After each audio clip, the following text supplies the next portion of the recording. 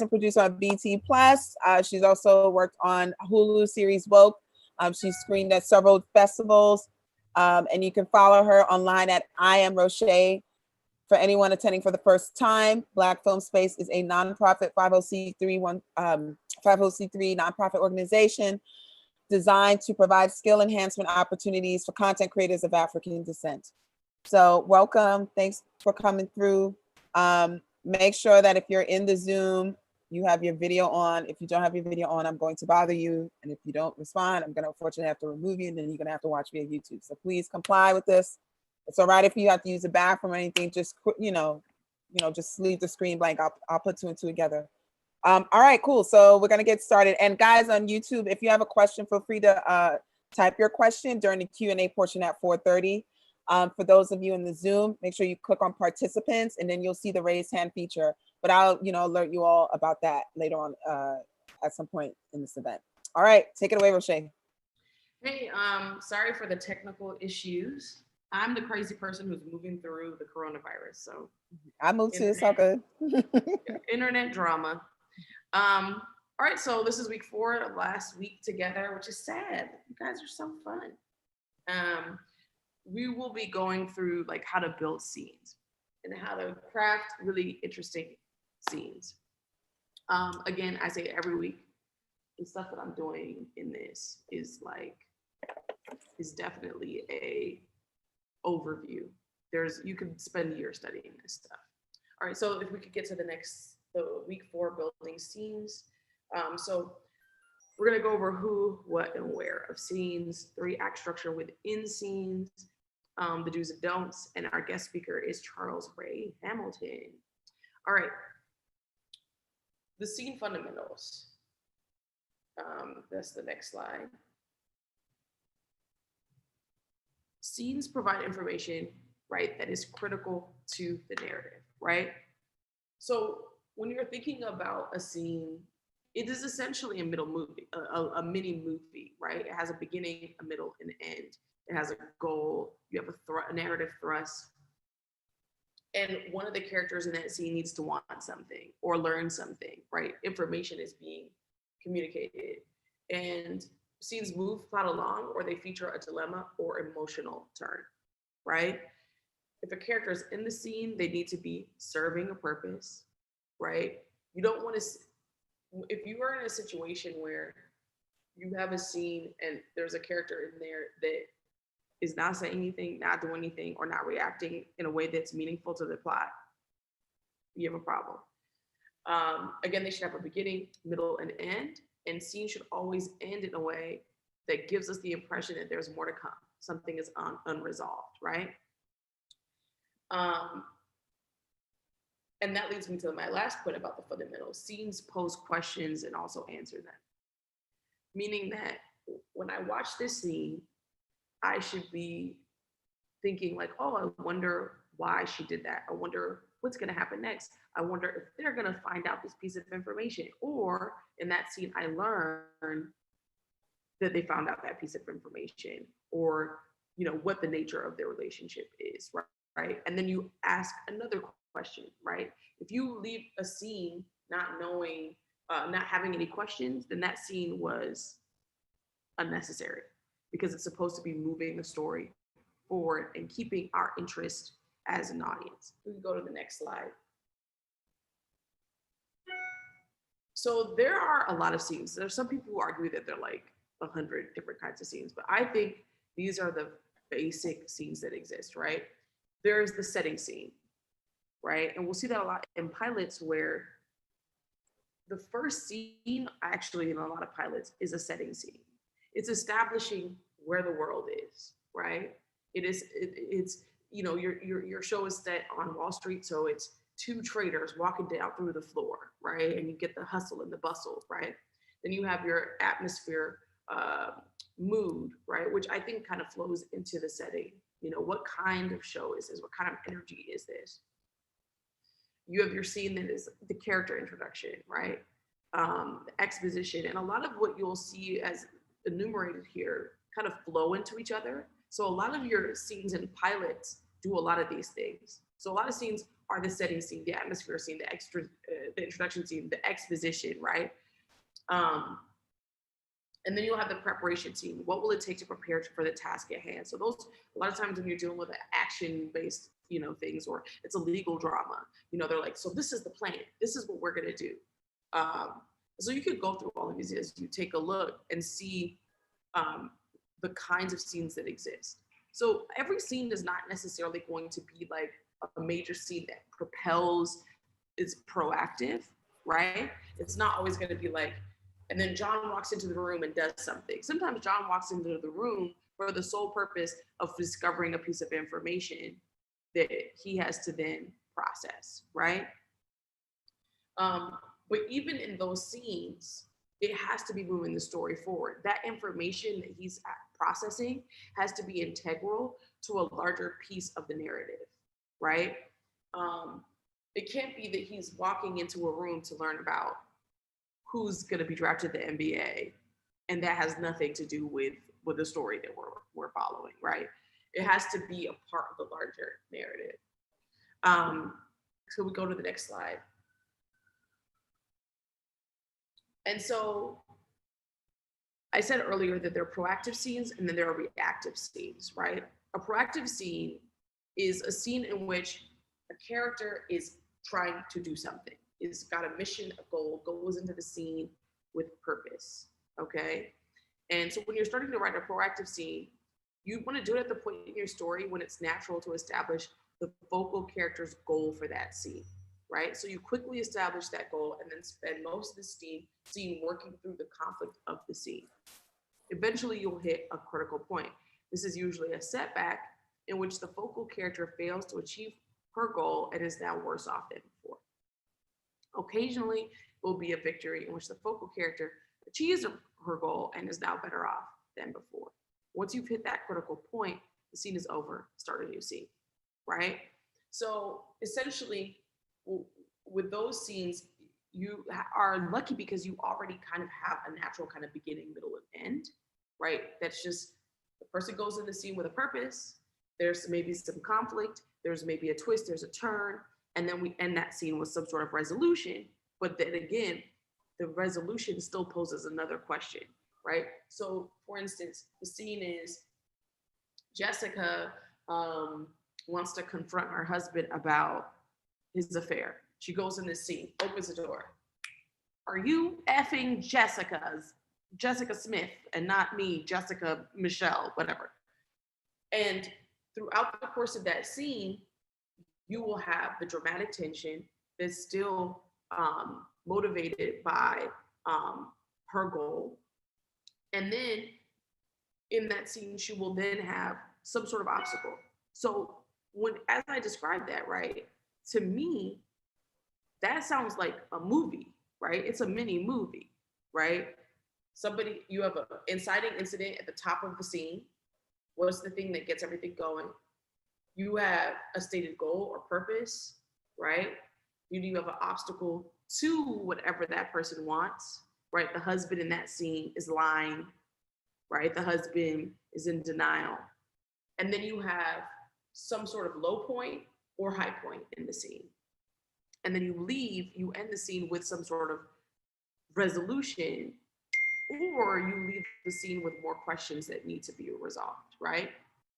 So then if we could go to the next slide, the reactive scene.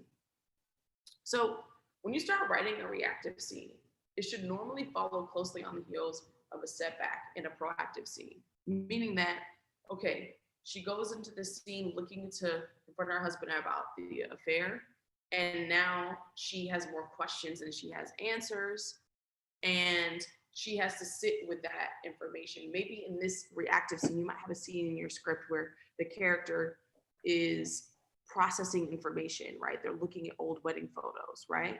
So that's not a scene where it necessarily like moves the narrative forward or plot forward, but it does move the narrative forward because it establishes the character, it further develops the character's emotional arc, right? So reactive scenes are about a character's emotion or their emotions, right?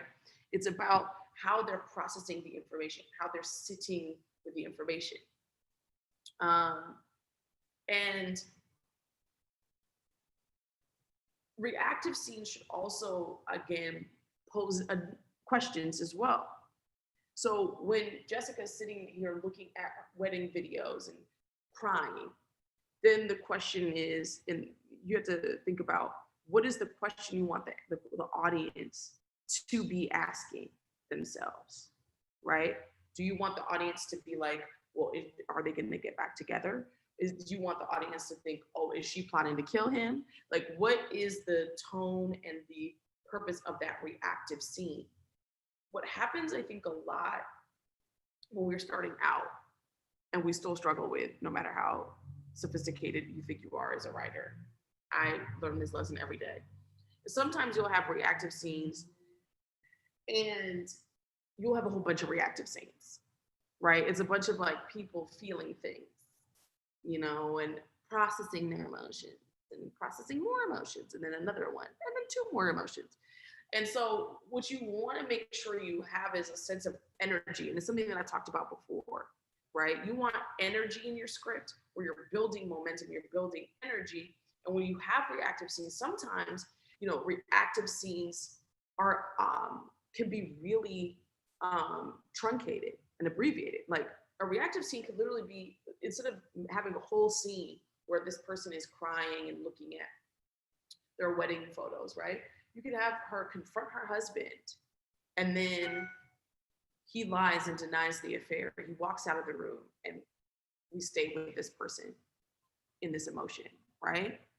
So sometimes we can combine the reactive moment with the proactive, right? But a lot of times when we start off, we're focused on the emotions. And the thing you'll learn about television writing is it's about brevity.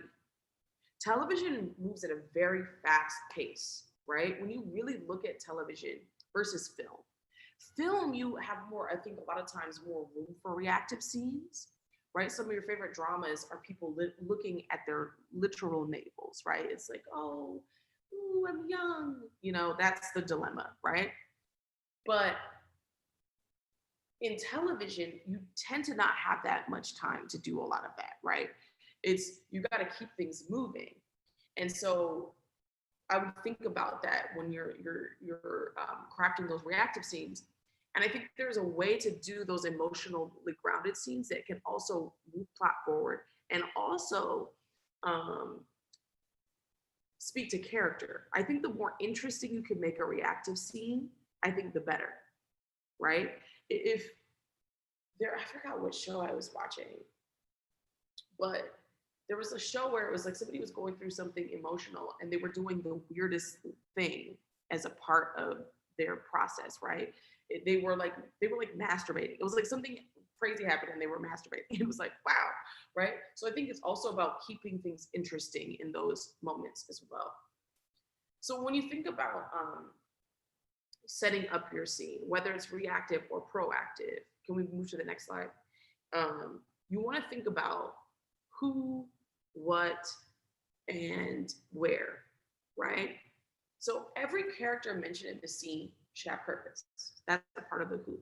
What is the person doing there? The other day, I have a pilot, my exec called me because she realized that I forgot.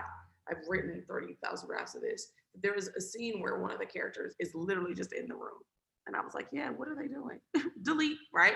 Like, what is the point of this person being in the room? What are they doing? What are they reacting to? What friction are they creating? Because scenes are also, like, to me, about chemistry, right? It's about creating a certain level of friction. So you want variables in the scene that are going to make it interesting, right? So if you're crafting a scene, for instance, where a child is confronting their mother about their father's infidelity, right? That scene could be way more interesting if the father's in the scene, right? So thinking about like who you put in the scene to make the scene pop, right? So if they're in the car and the son is talking to the mom and asking questions that are pointed, and the subtext is about the father's infidelity, and dad is driving the car, that's a way more interesting scene, right? And mom is like, doesn't want to have the conversation. Dad is scared of where the conversation is going, right? So by putting those people in the scene, you're activating the scene, you're creating chemistry, you're lighting the scene on fire, you're making it way more interesting. Again, they should be critical to the narrative, right?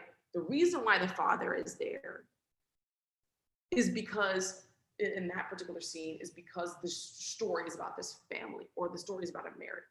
Now, if the show is about this son, and you're not going to do anything about unpacking his family's dynamic, and it's about him playing football, and we're never going to see this father or mother again, and it has nothing to do with his character development, we don't need that, right? We don't need the dad, right? It's like those scenes should be a part of a larger narrative you're building.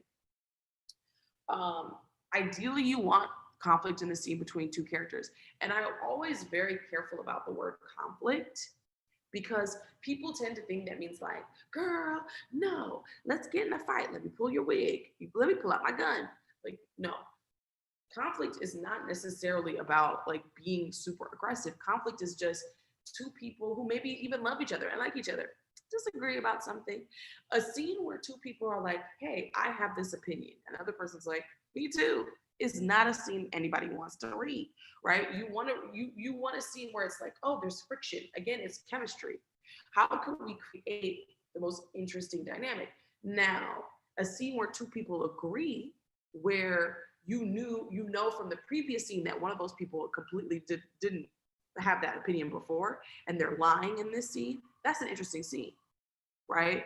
So the scene before, they were like, I love apples. Next scene, they're like, I hate apples. When they're talking to somebody else, that's an interesting scene, that's dynamic. So conflict is how you make scenes come alive. You always want to make sure that a scene that features your protagonist has a want, right? The protagonist wants something, right? And it doesn't have to be big. The protagonist could just want like to be seen, to be heard, to be acknowledged. But what do they, or to be soothed emotionally? Like what is it that they want? And the reason why that question is important is because, one, it's a part of crafting that three-part structure in that scene, right? The inciting incidents, the goal, the objective, the midpoint turn, right? The low point, the resolution, right? If we don't know what the character wants in that scene, then it's harder to do that. And also, on a fundamental level, when the actors get on set, and let me tell you about actors. Actors are needy, okay? So when they're on set, they're gonna go through with their highlighter and they're like, so what does this character want? What's the motivation? What am I interested in? Why am I doing this, right? So a lot of times you'll get those questions if it's not clear. And I'm speaking specifically about like more the bigger scenes, right? Dramatic scenes. Some scenes it's like that's not going to happen. You're not necessarily going to have a dramatic want, right? But most scenes should have that. And you need to be clear on the page about what it is that this character wants.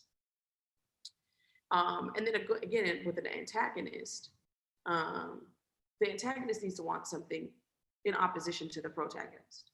That's how you make the scene interesting. Antagonist wants to go to Taco Bell. The antagonist wants to go to Burger King, right? And automatically it seems now they've got tension, right? And you can write something, could be a silly comedy, but like then they started a debate about Burger King versus Taco Bell, right? And now you have something interesting. Your scene comes alive because they have different opinions. And when you think about it in the terms of like protagonist and antagonist within a scene, it doesn't mean that this antagonist is necessarily the antagonist of the series, right? Sometimes it's the antagonist of the scene, right?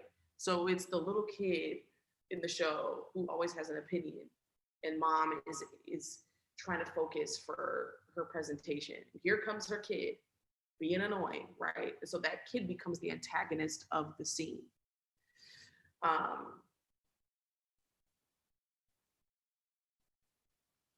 again, when you think about who you put in the scene, it makes the scenes more interesting. So one of the things that I try to, when I craft a scene, I think about like, okay, if this person is present in this scene, what does it mean for these other characters, right? Does it change the nature of the conversation?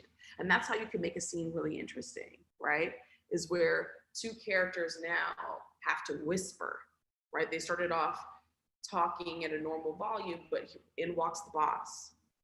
So now they've got to whisper, or they are afraid to say what they were saying. So now they're speaking in subtext. So it makes the scene more interesting, right? And I think with every scene, you have to be clear whose point of view you're following. Every scene needs to have a POV that we are following. Some scenes are confusing because you're like, I don't know who's driving this scene. And sometimes it can be two people, right? The scene where I say it's like the comedic scene of the two people debating Burger King and Taco Bell, right? That could be two people driving it. But what's important is in that scene, right? That scene has to be a part of something larger. It can't be about Taco Bell and Burger King. Maybe what that scene is about is a couple who is on the brink of breaking up. And they start an argument about Burger King and Taco Bell. And in this conversation, we're using this conversation as a way to establish how far apart they've become over the years, right? That they're literally launching into a crazy debate about Taco Bell and Burger King. And so it's serving like this greater purpose. And so the point of view is both of them. We're learning through this conversation that how they really feel about each other.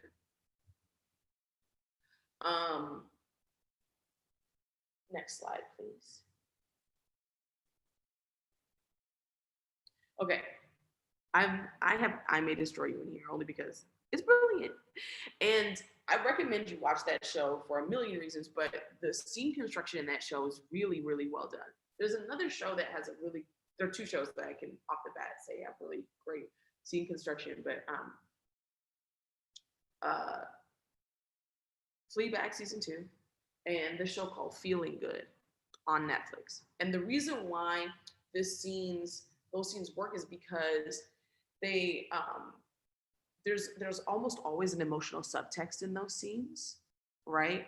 And it's almost always something unexpected happens, right? And I'll get into that as well. But the subtext of the scene is what makes scenes interesting, right? So what I was talking about earlier, where you have a couple debating Burger King versus Taco Bell. That's not about Burger King and Taco Bell. It's about two people who fundamentally don't agree anymore, and it's probably time for them to break up. Now, a way to have that conversation, right? If bad writing, excuse me for using the term bad, but it's the truth. Bad writing is a couple literally just being like, and I'm tired, and this relationship sucks, and you're ugly, right? It's literally on the nose. You're saying your feelings, right? It's not interesting. A more interesting scene is, yeah, Taco Bell and Burger King, right? Because it's funny, it's ridiculous, and it gets the point across, right? So when you're crafting your scene, you want to think about what the narrative thrust of the scene is. What are you trying to get across, right? What do you want to communicate with the audience? What is the emotional subtext? And I think one of the ways that I've learned to craft emotional subtext scenes is by doing that, is by making the scene about something else. Because when you make the scene about something else, but then you can talk about the feelings, the scene becomes way more interesting, right? And again, what is the conflict? What's happening here? What's the push? What's the pull? Then we'll go to the next slide. Now, one of the ways that you can really help yourself when you're crafting your scenes is to set your scene in an interesting place. And I said this last time, but like some scenes, like park bench scenes, I've never understood them. Who goes to park benches and talks to strangers? 99.9% of people do not do that, right? Like, what is an interesting place to set a scene, right? Like, and what I mean by interesting is, how could you use the location to speak to theme, right? How can you use a location to increase the tension? How can you use a location to communicate story, right? And sometimes locations can be pivotal to the plot where they could give your character something to do so your scene has movement. And I also direct. So a lot of times what happens is a scene, you look at a scene and you're like, wow, these people are sitting for hours talking. It's a 15-minute scene and we're sitting.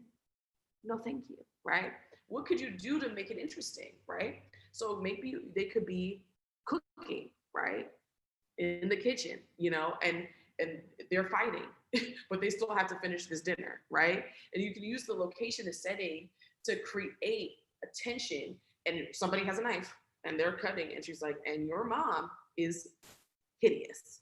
And I've always wanted, you know what I mean? Like whatever, but creating action and locations and thinking about it in those ways, it can make a scene way more interesting, right? A couple in the bathroom having an argument is interesting because most bathrooms are not large. So then they're arguing and they're trying to brush their teeth and they're trying to move around each other. You know what I mean? Like thinking about ways to activate your scene with the location. So I have this image from Succession, brilliant show, very good scene work. Succession, the season 2, I'm not going to give you everything, but season 2 opens with this character who I won't even name because I don't want to give you too much. At like in Iceland, first of all, HBO's budgets. I mean, this show had to be like $5-6 million an episode. But they're in he's in Iceland and he's at this isolated spa. And that's the first time we see him in season 2 after what happened to him in season 1. And that scene, that location communicated so much just by him being all the way in Iceland at a spa, because you're like, oh, he's trying to recover from whatever happened to him in season 1. He's trying to overcome whatever happened. He's so far removed from New York City, which is where the show is set, right? And of course, the show is money. So he's at this ridiculous, I mean, everything about that show was out of control. So this ridiculous spa in the middle of Iceland, right? So that location, right, establishes so much. Even if you've never watched the show before, you watch that scene, you're like, oh, this is somebody who's moneyed. This is somebody who's looking for some sort of taking self-care to the 15th degree, right? And is trying to overcome something on an emotional level. So think about your locations in that way as well. How can your location speak to theme? How can location speak to character? You know, all of those things matter. Okay, next slide.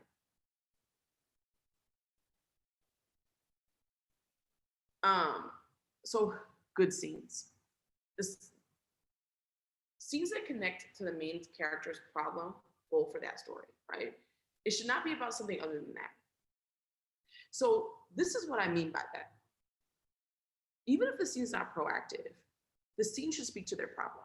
So a scene where I have a scene, and maybe I'll go through that scene in later, but I have a scene in a pilot of mine where a character has recurring fantasies about a man from work. And she's riding on a scooter and she sees that man and she runs into a parking meter, right? So she's not being proactive. In a way, she's kind of being reactive. But that moment speaks to a problem that she has, right? Her problem is that she's weirded out by this fantasy that she has of this guy. So even though there's no beginning, middle, and end, really, it's just a character moment, it speaks to this larger problem that they have. So if you think about it in that way, it's helpful as well, right? How does this scene speak to a problem?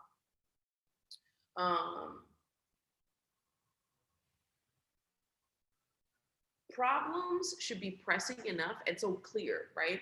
You should have clearly established at the top of the episode, the top of the pilot, right? What the problem is so clearly that when I see this person run into a parking meter on their scooter, I know why they did that. If somebody is doing something and I'm like, but why? That means that their problem is not clearly established in the scene and in the narrative, right? What I say about scenes, how they have to create new questions and answer questions, like each scene, new question, answer a question, new question, answer a question, right? It's the same thing with problems, right? Scenes need to further complicate someone's problem, right? So each scene needs to build on the problem. Scenes should be escalating. So this is the graph, right? It's like each scene is building on the problem, right? So my pilot starts off with this person having this fantasy, but they're in a relationship, but they have this fantasy of their coworker. She falls when she sees him, which is just an emotional kind of scene. But then at work, she accidentally says something to him that lets him know that she feels that way about him. So now he knows for the first time, right? Then when she goes home to her wife or whatever, her boyfriend, her cousin, whatever, she says, hey, I know I am supposed to be in this relationship with you, but I'm having fantasies about this coworker, right? So the problem is escalating. So that's what you want with your scenes, is to keep escalating the problem, right? And it should also change the game, right? Meaning that with each one of those escalations, now we have a different problem. Now we have more things we have to solve. Now we have more things we have to clean up. Now more things are unraveling, right? It shouldn't be like this. It shouldn't be like problem, problem, problem, problem. It should be problem like, oh no, now I have to go here. Now I have to go here. Now I have to go here to figure out what to do, right? Good scenes are focused on a conflict which builds entertainingly to a climax and turn. And conflict is the lifeblood of all drama and comedy. Or whatever the main character of that story is trying to achieve in the scene, it has to meet with unexpected resistance. Your scenes should not begin and end in a way that's expected, right? Like we should start the scene off one way, and when it's over, I'm like, ooh, didn't see that coming, right? Like that's the goal for every scene. Now we don't always achieve that, but that's the goal. You want to go into crafting your scenes, that particularly in a pilot, in a way that shows that you have craft and that you're interesting and you make interesting choices. And that I don't like twists for the sake of twists. I don't like complications for the sake of complications, unless they're good and interesting and speak to what you've established in the pilot already, right? So if I understand the tone of your show and something unexpected happens, but something unexpected has been happening since the beginning, that makes sense. If you've been selling me on a show that's really like clear cut and grounding, and then all of a sudden I read a scene where somebody's flying without explanation, I'm like, what? You know what I mean? You have to make sure that that scene also builds and creates conflicts and turns or whatever and twists in a way that makes sense. Next slide, please. Good scenes also have a passionate, emotional point of view where we're inside the main character of that story. The audience will only be engaged if they can relate to what they're trying to achieve and why, if they can feel for them on some level, right? If people are going after objectives and goals that nobody cares about, and what I mean by nobody cares about is, I don't necessarily have to care about it on a personal level, but I need to understand why this character, why this matters to them so much, right? And so when that person launches into a diatribe about why Burger King is the best thing they've ever eaten in their life, if I understand where they're coming from an emotional level, then I care and I'm vested and I want them to get that Burger King, right? Like I cannot wait for them to get their Impossible Burger. So subtext is a word that I think is underused in screenwriting. I think that a lot of times we go for the obvious, and it's something that I always try and strive to figure out too. We go for the obvious stuff, right? But when you operate from a place of like subtext with characters, you can really make interesting scenes, which is, what I said earlier, right? And the only way you can do that is if you really understand your character and you understand and you've established what they actually want, so that the subtext can be clear and interesting. Okay. Next slide.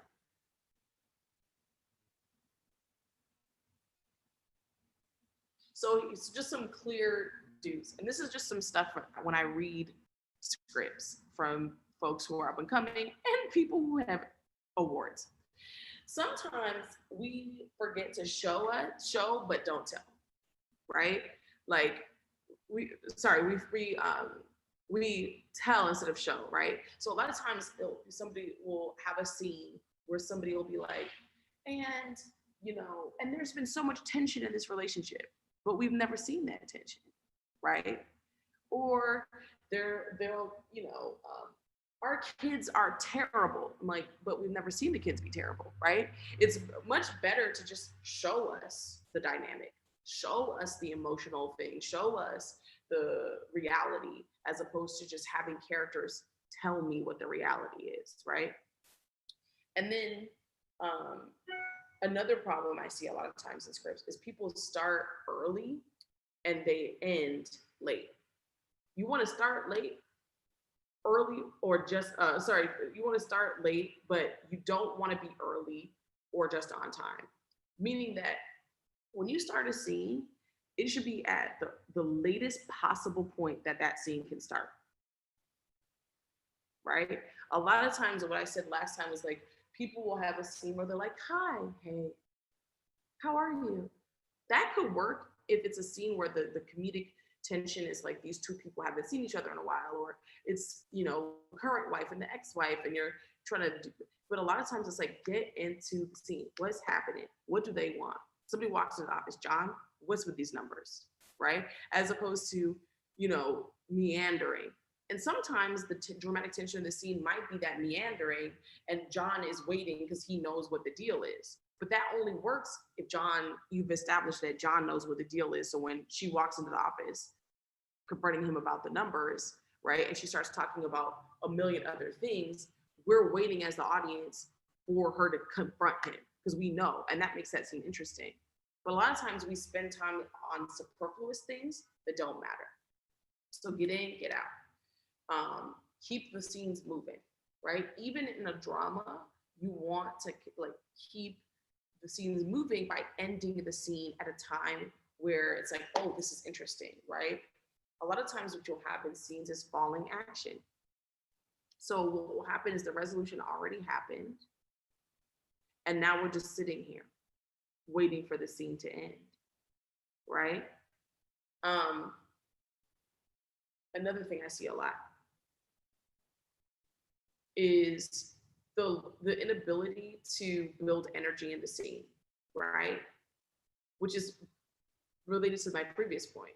If you already resolved the issue by the third line of dialogue, you're not building energy, right? You want to start a scene in a place where we are constantly building and escalating. Just like you want to escalate each scene and each problem, you want to build a scene in a way where things are getting more complicated, more difficult. The answers aren't clear, and they're fighting. They don't know what's gonna, they're not happy with each other, and you don't know what's gonna happen next. Like, is she gonna break up with him? Is she gonna decide to say, you want to continue to build the energy within the scene as opposed to resolving things really quickly. Another thing I see a lot of times is people will spend a whole scene talking about somebody who is not there. That's boring, right? People are like, John's crazy. John's a monster. I don't like John, right? I'd rather spend time with John. John sounds interesting. You guys are talking about him so much, right? You want to spend time with the characters dealing with whatever issues they're dealing with instead of talking about somebody. And it doesn't mean you can't mention somebody or what their effect is or the problems they have, but it shouldn't be a whole thing about using two people to have exposition about somebody else, right? I would much rather Charles and Jessica have a conversation about how Charles feels as opposed to Charles and Jessica being like, John is so mean, John is crazy, right? Now, there's a time where that works, like in a comedy, but most of the time it doesn't, to be honest, because you're just wondering what John's up to, right? Find interesting ways to reveal information. Sometimes I think it's great. I use the gun, and this is what I mean by the gun. So you have a scene where someone is talking to someone else, and they seem extremely calm, right? And you quickly reveal that the person who's really calm is holding the gun, the top of the scene. So at the top of the scene, you see the gun, the person is talking to the other person very calmly, right? So you reveal the gun at the top of the scene. There's another way to craft that, where the whole scene, we just see them talking. And at the end of the scene, we realize that the guy who's talking calmly has the gun, right? So that changes the scene completely, right? Both of those scenes have different energy, right? The one with the person holding the gun at the top of the scene, and it's clear that they have a gun, has a certain level of tension, right? The scene where the person is speaking calmly and you think it's a normal conversation, and then they have the gun at the end, creates surprise, right? So thinking about how you reveal information, how you lay it out, right? And who in the scene knows information versus the other people in the scene, like those things are important. Again, try your best to have a twist, an unexpected moment in the scenes that you craft. Give the audience what they want, but not how they expected it, right? I think sometimes you want to throw them in like, wow, I didn't see that coming at all. But sometimes you want to give the audience what they want, but just not exactly the way they thought it was going to come together. Those are some of the best shows. Can we go to the next slide, please?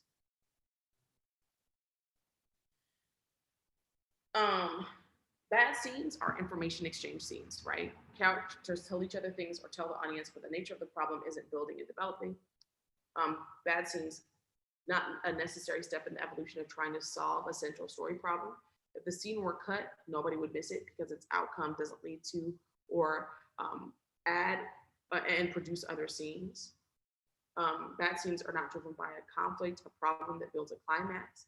There is either no evident relatable problem or difficult agenda being pursued, or it doesn't build throughout the scene and get worse. Good time success, right? Audiences tend to get bored when characters are happy. Characters faced with a problem and actively trying to resolve it tends to draw audiences in. Now you can have a sequence where somebody has a good day and they have a good moment and finally they win, right? So great. But I want you to think about an episode of television where somebody's just having a great day. Just imagine Molly and Issa just having a good day. What would that episode of television look like? It would look like boredom, because watching people have ice cream and like twerk and like go to a barbecue and a cookout, like okay, that's fun, but there's no conflict, there's no tension. And it's the same thing with a scene, right? Those scenes can sometimes be payoffs and those are fun sequences, but you want to use those sparingly. Like characters shouldn't all just be having a good time. And if you're going to do something like that, like where you think it's just like a good time, that's the name of the episode, of people are having a good time. By the midpoint, the twist is that something crazy happens, right? It can't be that. That's not going to sustain a whole show. And that doesn't sustain a lot of scenes. Next slide, please. Bad scenes are unclear about main character motivations, right? If the audience doesn't know what the main character wants and why, they have nothing to hinge their emotional investment on and will tend to disengage. And I've said this, if I don't know why you want this or what they even want, I don't know what I'm watching, right? Objective versus subjective point of view. Audiences don't like to look down on or at a bunch of characters. They want to take on the perspective of someone they can connect with and experience the story as them, right? So that is, again, being clear about who your protagonist is and whose point of view you're following in the scene. you know, and I'll use Insecure again as an, and I'll use I May Destroy You as well. It's clear who we're rooting for. It's clear whose point of view we're following, right? In these scenes, it's clear that we're looking through this person's lens, and you want to make sure that that's clarified in each scene. What is the driving emotion? Good stories are all about emotional experience, not an intellectual one. Characters need to feel and feel strongly, which makes audience feel too. What I mean by that is a scene where someone walks into, I used my intro to one of my pilots last time, right? Where she walks in, she tries to get the coffee, the latte is not there. They run out of lattes, but then the person ahead of her gets the last latte, right? Now, if her response to that was, okay, and she walked out, right? That scene is uninteresting. So what you tend to want in scenes is for people to have big responses or responses that are so small that you know something's wrong, right? Like, you don't want the characters to be like, oh, I would like this latte. Oh, we don't have any more lattes. Okay. You know what I mean? Like, that's not, you need to activate the character. And so they have to have a big response or a response that's abnormally small. So then we know, oh, they're going through something, right? And those particular scenes land if we know what the character loves, if we know what the character is about.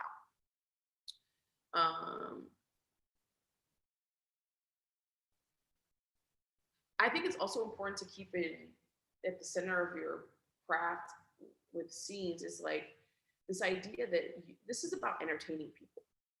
How do you keep people on the edge of their seat? How do you keep people engaged? Okay, so the next slide. So every scene needs to have a beginning, middle, and end, right? So you want to start your scene at a critical point. They don't have to start at the beginning, such as the start of a day. Too many characters waking up when the alarm clock goes off. The beginning can and often should be in the middle of something already happening. I'll tell you this. This is not just a scene thing where people start with alarm clocks going off. I have read so many scripts where people start the movie and the show with an alarm clock going off and people waking up. Don't do that. I'm telling you right now, do not do that. They need a hook, not just your opening scene, but every scene needs a hook to draw the reader in. If you start off with boring narrative, you're not going to hook them. Every scene needs a hook. What is happening in this scene? What is the hook? What is the angle? What's the thing that's interesting? Each scene should launch as a reintroduction. Ask, where did I last leave those characters and what were they doing? You need to make the passing of time clear, and it's been a few scenes since we've seen those characters. You'll need a bit of a reminder at the beginning of the scene to connect to that last moment. Essentially what that means is like, if the last time we saw somebody, they found out that their father, who they loved deeply, died of cancer, the next time we see them, we need to follow up with that, right? Like, how is that character dealing with or impacted by it? Now, you can have that character literally on a crack binge. You could have that character, smiling and dancing, but then at the end of that narrative, you realize, oh, this is someone who's in denial, right? But whatever it is, we need to have some connective tissue emotionally for characters. So where your character begins and ends, there should be a thread, emotional thread that connects that character throughout the entire episode. Sometimes you can start an action without explaining anything, right? You don't necessarily need to have someone say what they're doing, right? You could just have someone do something and that speaks to their emotional journey, the plot, right? It doesn't always have to be you don't always have to start a scene with a major dialogue moment. Can we go to the middle slide? And then, so the middle of the scene, it's where conflict and drama ought to keep on happening. You don't want to throw that lasso until only to drag your reader into a puddle of stagnant water. The middle of a scene is where it only gets more complicated, interesting, or tense. right?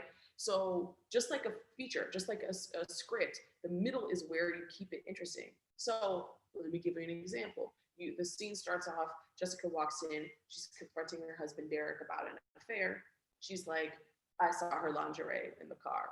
He's like, what, right? And then somehow he's in denial, but then he presents her with some information that makes her question her own reality. He's like, that's your underwear. Like, whatever, right? That throws the scene into a spin. Now she's questioning if it is her underwear. And then she realizes, like, oh my God, like, I don't even know this man anymore, right? But you need to throw in things in the scene that throw the characters off.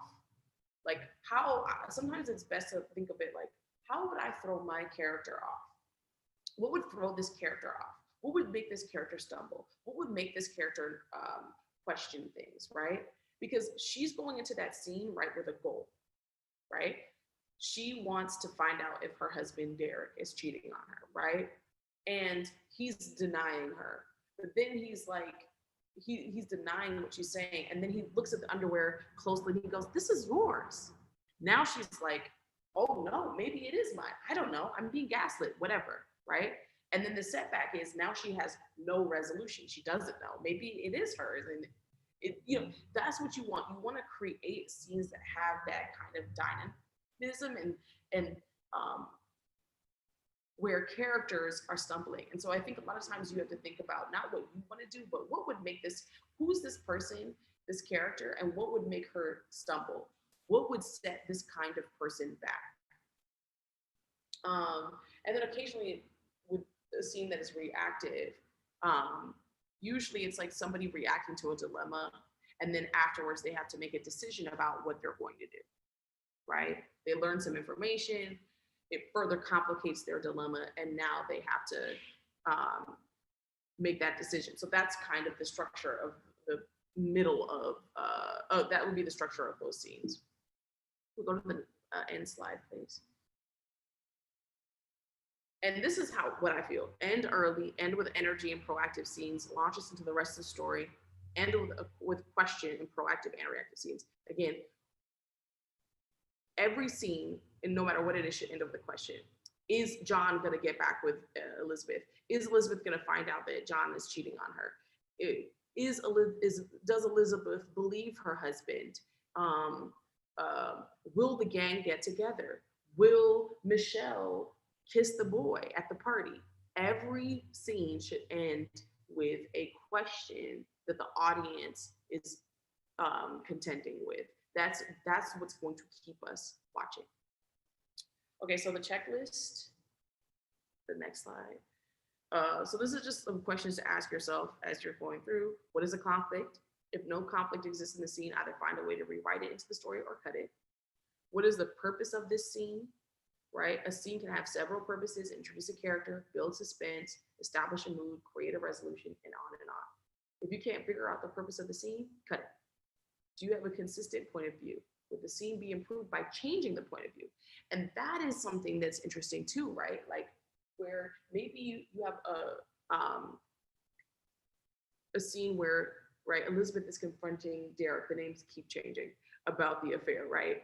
And the point of view is from Elizabeth, right? The way that I said it earlier was like Elizabeth comes in like, what's going on? What's happening, right? But what if the point of view is from their daughter, right? That changes the scene. Now, it only works if that daughter is an integral part of the show, right? Like she's one of the main cast members. But her watching or being a part of that scene, her coming in and saying the piece of information like, oh mom, that's yours, or whatever, her being a part of the scene or her driving the scene, that could be interesting too. I don't know how that would work, but bear with me. Now, do you have a consistent point of view, right? So that's also important because in some shows, like if it's an ensemble piece, you can shift point of views, but some shows, the point of view is who it is. This is the main character, and that is who we're following. Next scene, please. The next slide. And then, are you using subtext in the action and dialogue of the characters? Are you avoiding on-the-nose writing? Again, find subtext. How can we talk about something without talking about something? That's the best dialogue. Those are the best scenes. And also a lot can be communicated in what characters do not say and what they don't do. Right? A wife is crying and the husband looks at her and then gets up and walks out of the room. Right? That tells me a lot. He doesn't have to say, I don't like you anymore. Like, we get it, right?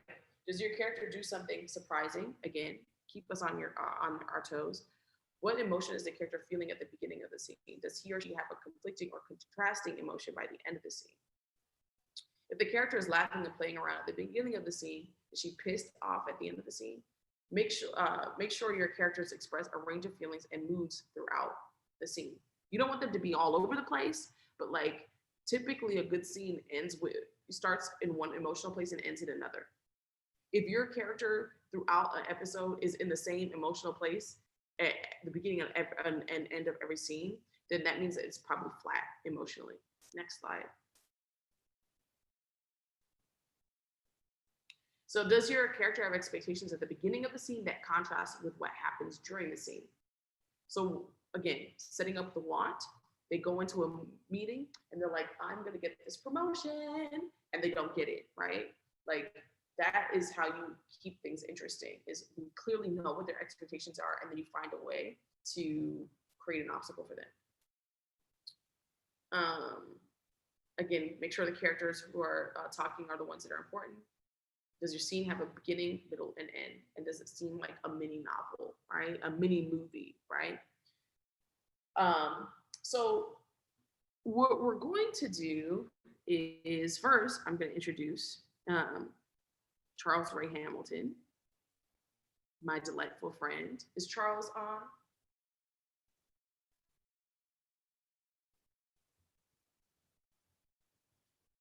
Do we know Londe? He is on. Okay, great. 1 second. Or he was on. And then Londe, I forwarded you PDF. So could you make that PDF? Can you share it? Because this is Sure. Give me a second. Let me look it up. Oh, I'm free. I can unmute myself. Hello. Oh, hello. Rochee, don't call on me after you did that amazing genius presentation. Now I have to follow that. Now I have to say something. Don't do that. Those glasses. I thought I was going to be talking about how to construct a scene. You said everything there is to say, Professor. I can't believe this is free. Black Film Space. This is iconic. You can actually look at the streaming link and see what people are saying on YouTube. Everyone's standing. Y'all got hundreds of views. It's crazy. I love Charles. Charles. I love you. You are so talented. So this is Charles Ray Hamilton, a multi-hyphenated writer of both film and television, the son of a U.S. Army general and a Southern Baptist school teacher. Ooh, you have stories, I'm sure. He shocked his parents when he decided to study literature at the nation's only Buddhist university, hidden in the mountains of Boulder, Colorado. Charles began his career in TV in the halls of Shondaland, assisting on Grey's Anatomy. His hot feature Spec, Death of a Fuckboy, rated highly on the blacklist. Charles is currently a writer on Power and has several projects in development. So Charles, the reason why I wanted to ask Charles to participate in this is I read his feature, Death of a Fuckboy, and it was so out there and fun and unexpected. And I think that's a really important part of the craft, right? Is to keep people interested, do the unexpected, and to take risks. So before we get into your scene, I think Londe did you get it? You're on mute. Well, while she's doing that, I just I'm working on sharing the screen, guys. Sorry, give me a second. Okay, cool, no worries. It's all good. I almost sent you a scene from that script's Death of a Fuckboy because that's what got me staffed and repped and all these different things. But I actually wanted to send you a scene. The scene that I sent is one that I currently have in development, and it's one that does some of the great things that you talked about, and it also does some of the things that you said not to do. So I kind of wanted to talk about mistakes that you can make, because in writing my first draft of this scene, I fell into some of those pratfalls, such as like writing a line that's on the nose. And so I included a scene that I got notes on. And so I'll share with some of you some of the development notes that I got. I love it. Charles, you're so smart. Yes. So Charles, let's talk about it. So with you, like, do y'all see it now? Great. So first what we're gonna do is go through this scene, and then I want you to read it out loud, and then go through how you crafted the scene, and then we'll go through a Q&A. And also, before we get into this too, I know this is the last class, so I'm willing to stay on a little bit longer and ask more questions. And then you can ask me questions on Twitter this weekend. I will not guarantee that I will answer by after Monday, but this weekend, I will answer. But go ahead. Are you gonna be drunk after Monday or something? Is that? I'm half dead. So is this the top of the scene? Yes, there's a little bit of a slug line before Jameson slams his bedroom door closed, but. Do you want me to be Gloria? Yes. Okay, and I'll read the action line. So Jameson slams his bedroom door closed. Oh, interior Gloria's house, bedroom night. Jameson slams his bedroom door closed, but naturally, Gloria barges in. What's this about calling little sister school, taking her out all damn day without so much as asking me? Jameson's head pounds and spins. Gloria doesn't quite register this. And on top of that, to take her God knows where with the Black Panthers, knowing damn well it's always in the news that they're getting shot or worse. Now Gloria begins to notice something is wrong. Jameson, son, are you high? Jameson can't take the mountain of disappointment in her eyes. Jameson. Oh, this is me. I'm Jameson. Yeah. So at this point, he's breaking. Mom, they won't leave me alone. Ever since I joined the party, they won't leave me alone. I'm just trying to get free, to get all of us free, and they won't leave us alone. You are high. Oh my God. I'm sorry, Mom. I messed up. I was doing so good, and I fell off. Will you just stay with me? Stay with me tonight so I don't go out and do it again. I don't want to be like this. Please help me. This is her son, her hard-headed, gifted, confounded baby. Her arms swallow Jameson into an affirmative, squeezing embrace. Gloria, of course, son. Of course I'll stay with you. We're on Gloria as Jameson breaks down, sobbing into her chest. Later, Jameson's head lay in Gloria's lap. She strokes his hair as they talk. You were always the sensitive one. I remember when you were a kid, we were driving to church when we saw a homeless man. You just couldn't believe God would let somebody be without a home. So you said to me, Mommy, can we get that man a pizza at least?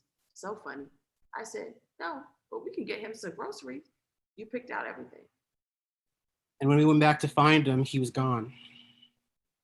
And I remember telling you, Jameson, that man was an angel sent down to test us. And we passed the test. That's a great story, but I wish you could see the link between that and what I do with the Black Panthers instead of shitting on it every single day.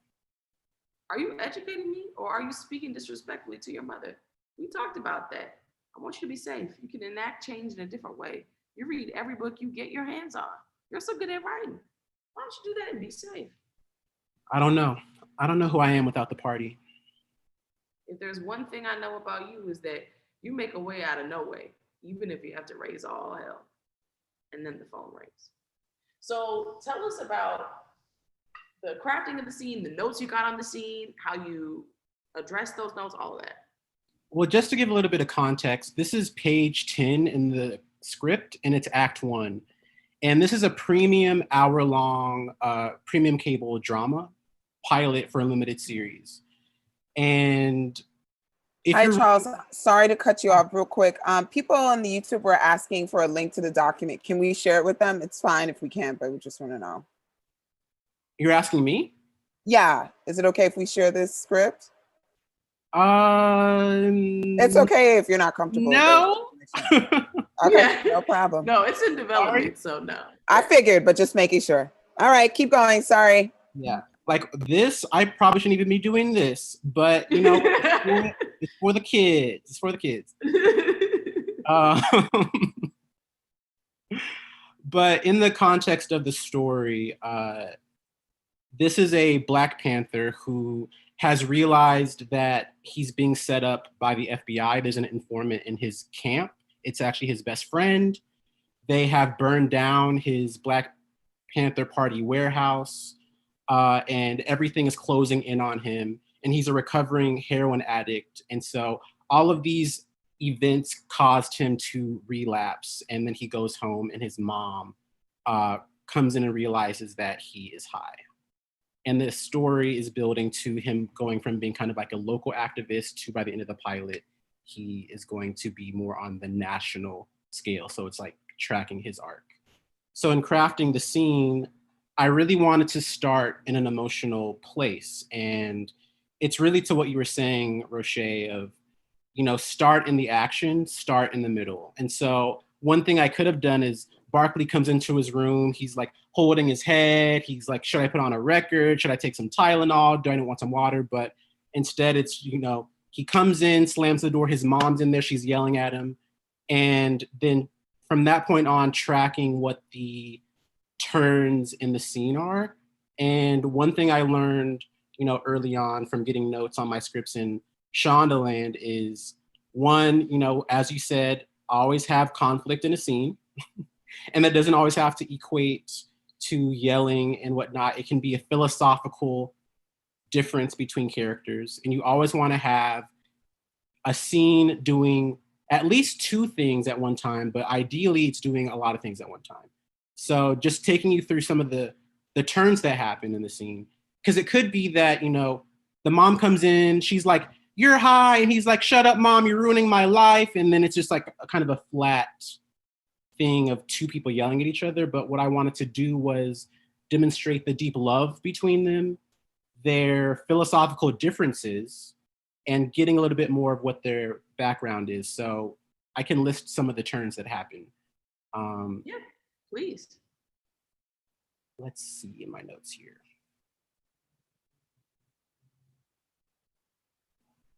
Well, a few, like in each scene, especially in a pilot, you want to be revealing things about the characters. So in this scene, you learn that the characters have a deep love for each other, but they have a conflict that won't be resolved anytime soon. And what is that? It's that she comes from a more traditional place politically, and he comes from more of a radical place politically. She's a Christian. His drug use is a recurring issue between them, which is a thing that we learn for the first time in the scene, that he defines himself by his activism. And most importantly, you learn their core personality and philosophical difference through the story of the homeless man. And that's the point of that being in there. She takes that story and takes it as, oh, God sent an angel down to test us, and we passed the test by taking an individual action that ultimately didn't come to fruition. And he sees the story of the homeless man as a radicalizing event that showed him that he wants to be an anti-capitalist and destroy the systems that create homelessness. So through that little story and that little moment, you see that they have a difference that creates an arc. And what is that arc? We're gonna see her go from being more of a traditionalist to seeing what her son's point of view is once he goes to prison and she doesn't have that tension anymore. And for him, we're going to see him go from having more of a local perspective on it to a more global perspective. Another thing I wrote down for this scene is minimum words, maximum impact. So one thing that I like to do with my action lines is be as sparse as possible and use each word wisely and to its maximum impact. So I try to avoid Rochee is on Zoom. Rochee is sitting on Zoom. That's more of a passive voice. I would write Rochee stares motherfuckingly into the camera, you know, like something that's a little bit more active and descriptive. And you're like, oh, why is she staring motherfuckingly into the camera? You know, as opposed to more of a passive voice. Another thing is to make sure you're making each voice distinct. And in this scene, that's not my greatest example of that. But you want to make sure that each person has their own rhythm, their own tics, that they sound like the generation that you are writing. One thing I tried to do is have her kind of motherly tone about like, are you educating me? Or are you speaking disrespectfully to me? Which is not something that he would necessarily say, but that's something you might hear from a mom of that time, because this takes place in 1971. So for you, Yeah. you know, what from your experience in the writer's room, like on Power and also working with Grace, like you mentioned that you learned in the Shonda Lane world. I also just love that it's Shonda Lane. It's literally a land. It's literally like hundreds of people. When I was there, it was like Murder, 5th floor, Scandal, 2nd floor, Grey's 1st floor, and then literally Shonda Land, which was a land you had to like badge into only. Like Shonda didn't even have the badge, so I had to like badge her into her land. I just can't imagine. I can't imagine it. But what did you learn, like observing the writer's room, being in the writer's room now, about like crafting scenes? Like when you write your scenes, because one of the things that people don't know is that a lot of times showrunners have the end all be all. So we'll go off and write a script and the showrunner is like, this was absolute garbage. And they go in and they're like, and delete. I've seen it. It's a fun experience. But what do you say is the fundamental difference you see, like with the way you may approach a scene and then like how a showrunner might approach a scene, like somebody who's a more experienced might approach it? Have you noticed anything? Absolutely. Like when I first started writing, I would fall into traps that you talked about of like too many scenes of just people being happy, because that's what I wanted. I wanted escapism. I wanted to make the reader happy. But that was a fundamental mistake, because what the reader wants is to feel compelled to watch. And the way that you feel compelled to watch is something juicy. What does the person want that they're not getting? That's what pulls you into a story over and over again. And so I was in the room one time with the Grace writers and with Shonda, and one of the writers wrote a scene that was 2 lesbians going to see the doctor about their kid, and the couple was getting along, and they were like, our son's sick, but we are a super happy couple. And the doctor was like, here you go, here's the medicine. Shonda came in and was like, you're too, she said to the writer, you're too happy.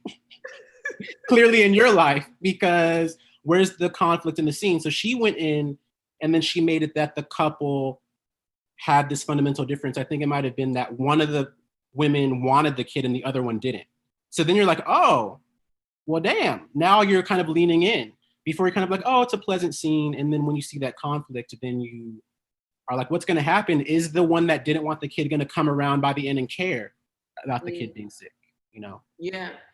One of the things that's interesting, because one of the things I didn't go over, but I guess we could talk about now, is like how you approach scenes. Like for me, I know that I try to think about, I start almost always with like, what's the intention? What am I trying to get out of here, this scene? But then I also think about like the turn, the twist. Like what is the turn and the twist in the scene? For you, what are the things that get you started when you're crafting your scene? What are the things that get me started when I'm crafting a scene? Definitely starting from an emotional perspective of like, and a personal perspective. For example, in the scene that we just read out, the story of the homeless man and how the son cried when they couldn't, end up feeding him. That's a story from my life. And these 2 people in the scene are real people. So it didn't happen to them, it happened to me. But just going through my own inventory of like, what are some compelling things that happened in my own life, or that I know that happened to my friends or my family, and incorporating emotional truths into every scene. Because when I sent that scene to the powers that be, they found that to be very compelling. And that's something that they were like, keep that story because it rings true and it says so much about the characters. And then the note that I got was, for example, the line of him saying, I don't know who I am without the party. The note there was that line is on the nose. He's just saying in a very self-aware way that he doesn't know who he is without the Black Panthers, but that's something that we need to see demonstrated more, as opposed to him saying it to his mom, who he's in like a conflict with at that time. And when you're struggling with a scene, because let me tell you, that's half of my day is just like, so what happens? What gets you, how do you get out of that? Like when you're struggling with trying to figure out how to begin or end or, you know, ramp up the conflict in a real way. Well, it was so funny to hear you talk about you deleting a scene when you were talking earlier, and how you're like, oh, this scene's boring, delete. I had that happen twice with this script. I was like, it was a scene about a white, straight, Christian, you know, very white bread, Wonder Bread couple. And it's about the man's first day at work, and the wife is ironing his uniform and he's gonna go into work. And that was the one scene when I was writing it, I was like, this is so boring. I do not care, delete. So I had pitched, and the difficulty there was I had pitched that scene to the executives already. They had approved my break every single scene. So I was like, damn, what do I do? I was like, you know what? I'm gonna send it to them this way. And if they say add the scene back in, then I will. And they didn't in that particular case. But when I am really struggling with the scene, oftentimes I will delete it. And I'm not saying that's what y'all should do. But because some of y'all might just be like, let me delete the whole script. But don't do that, you know, stick with it. But usually when I'm writing, I know exactly what it is that I'm trying to say. And so if it's a struggle, then I might start from a different place or start from a different point of view. Like sometimes I'll be writing, it's like you said, I'll write from the protagonist's point of view in a scene. It's like, oh, what if I flipped it and it's a guard that's overhearing the conversation? What does that do to the scene? Mm-hmm. So experimenting. Yeah, I think also, one of the things I do too is like changing the location. Yes. Sometimes that can really help, like, because locations to me help give me ideas about what they could do, which then gives me ideas about dialogue, which then gives me ideas about creating tension. And so I'll play around with like locations. I'll also play around with like reveals, like maybe the information comes up top, you know, and now we're unpacking it. The theme is remix on that one. So I'm sure you are obsessed with I May Destroy You Like I Am. And there was yes. And Succession, every article. example that you used, I was like, yes, yes, yes, yes. Oh, it's an unbelievable.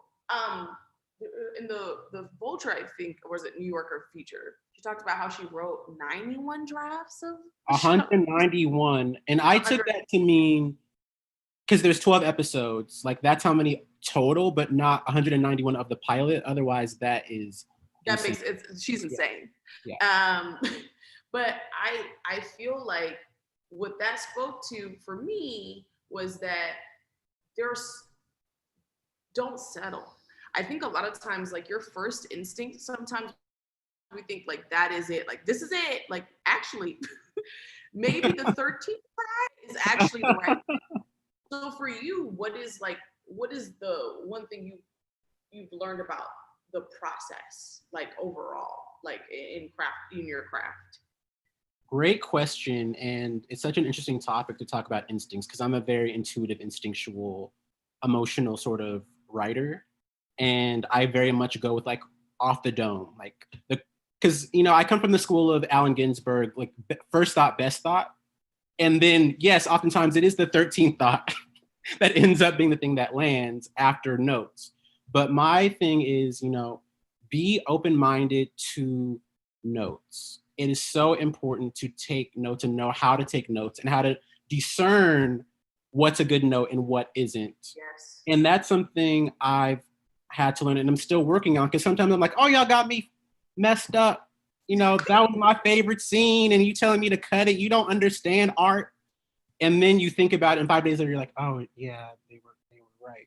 That's so real. Yeah. And so my rule is 24 hours. I give myself 24 hours to process notes. That's a great policy, because sometimes if you're like on the phone and getting notes, then you have to react live.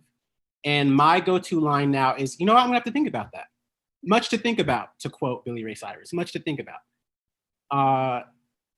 just don't, you'll feel defensive if someone gives you a note. That's just natural. But as Rochee just said, give it time, really meditate on it, and try some things out. Write different versions of the same scene. Write different versions of the same piece of dialogue. Sometimes I'll have act 1, scene 4, a document just for that, and try that scene different ways. And sometimes the first time out, you got it. Sometimes the first thing I write is what you will see on the screen. Sometimes it's the 7th version. Sometimes the showrunner came in and was like, sis, you tried it with that, or, whatever.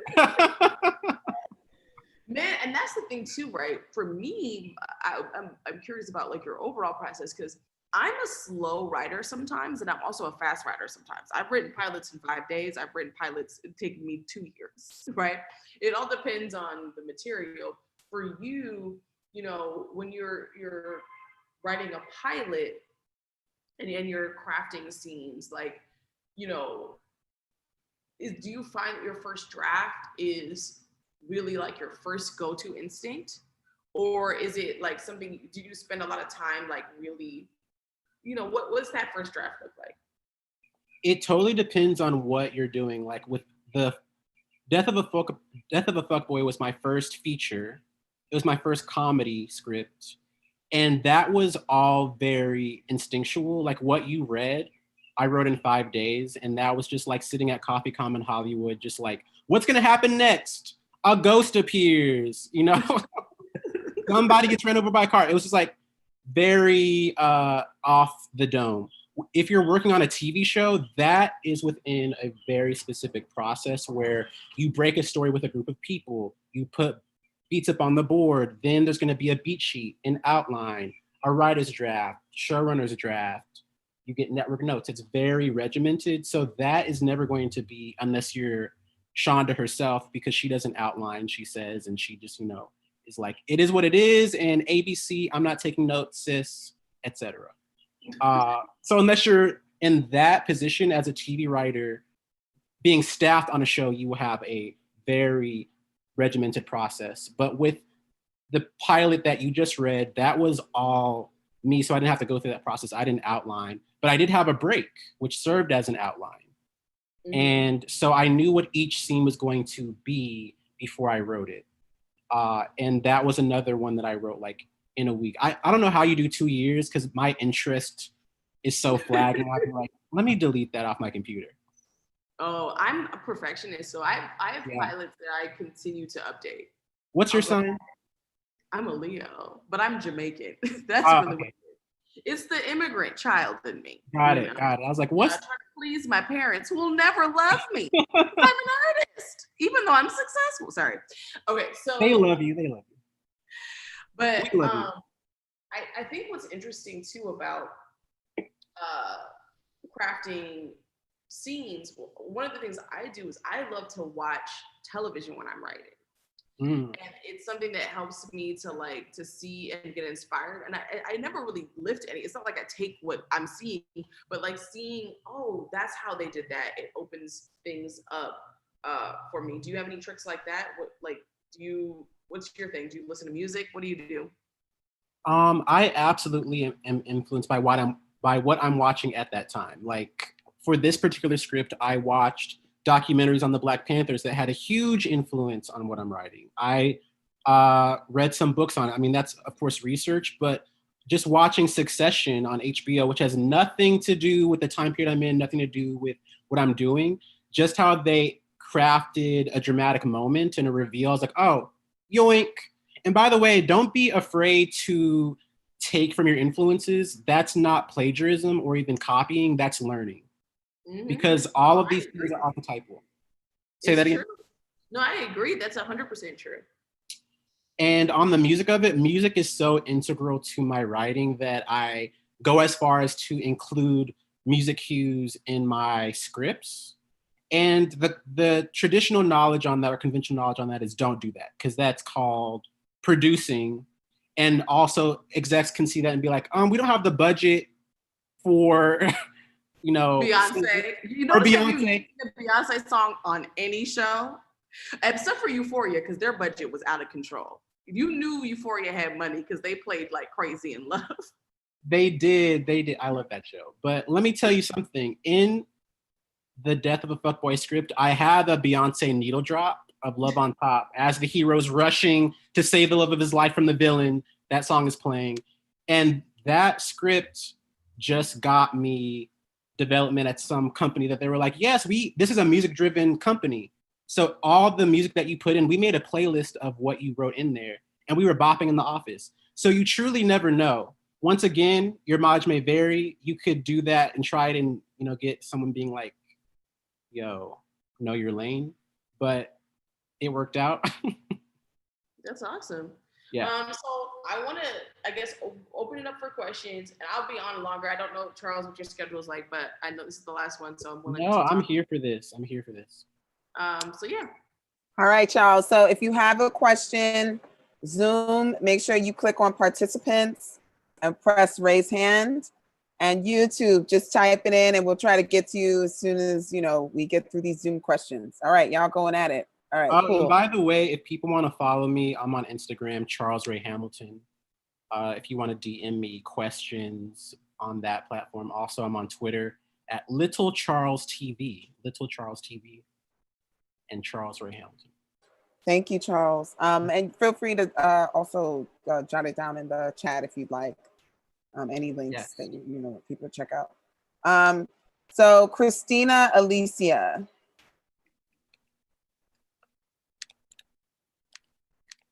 Can you hear me?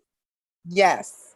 Hi, thank you all for putting this together. This has been like a very intense, condensed film school, and I'm really appreciative of it. My question is about film festivals and writing festivals that y'all suggest writers attend to not only learn from seasoned writers and filmmakers, but just to meet others in the field. Rochee, I know that you attended AFF. Unfortunately, I wasn't able to attend that day, but I know you've attended that one. Yeah, so I've attended the Austin Film Festival, I think 3 years in a row, and it's a great festival. So the first time I was there, actually the first 2 times I was there is because I was a part of the film festival. I had 2 different films that were there. But what's great about Austin Film Festival is not only do they have the film festival, but they also have the writing festival. It's the biggest screenwriting conference in the world. So it's a great opportunity to meet folks and to learn and attend great panels. I can't. Are you coming this year? Oh, this year, if it's on Zoom, I'm coming. I think they're doing a hybrid version. Well, yeah, maybe. I don't know. Yeah, last year I was invited to speak, so I went. But I'm only going if Jesus invites me. Okay. So there's that. But that's the only one that I can really think of that's like a really big screenwriting festival. Charles, do you have any? I will defer to you on that one because that's not my expertise or ministry at this time, but I would love it to be one day. Your ministry, go away. All right. All right, Janelle Allen. Hi, everyone.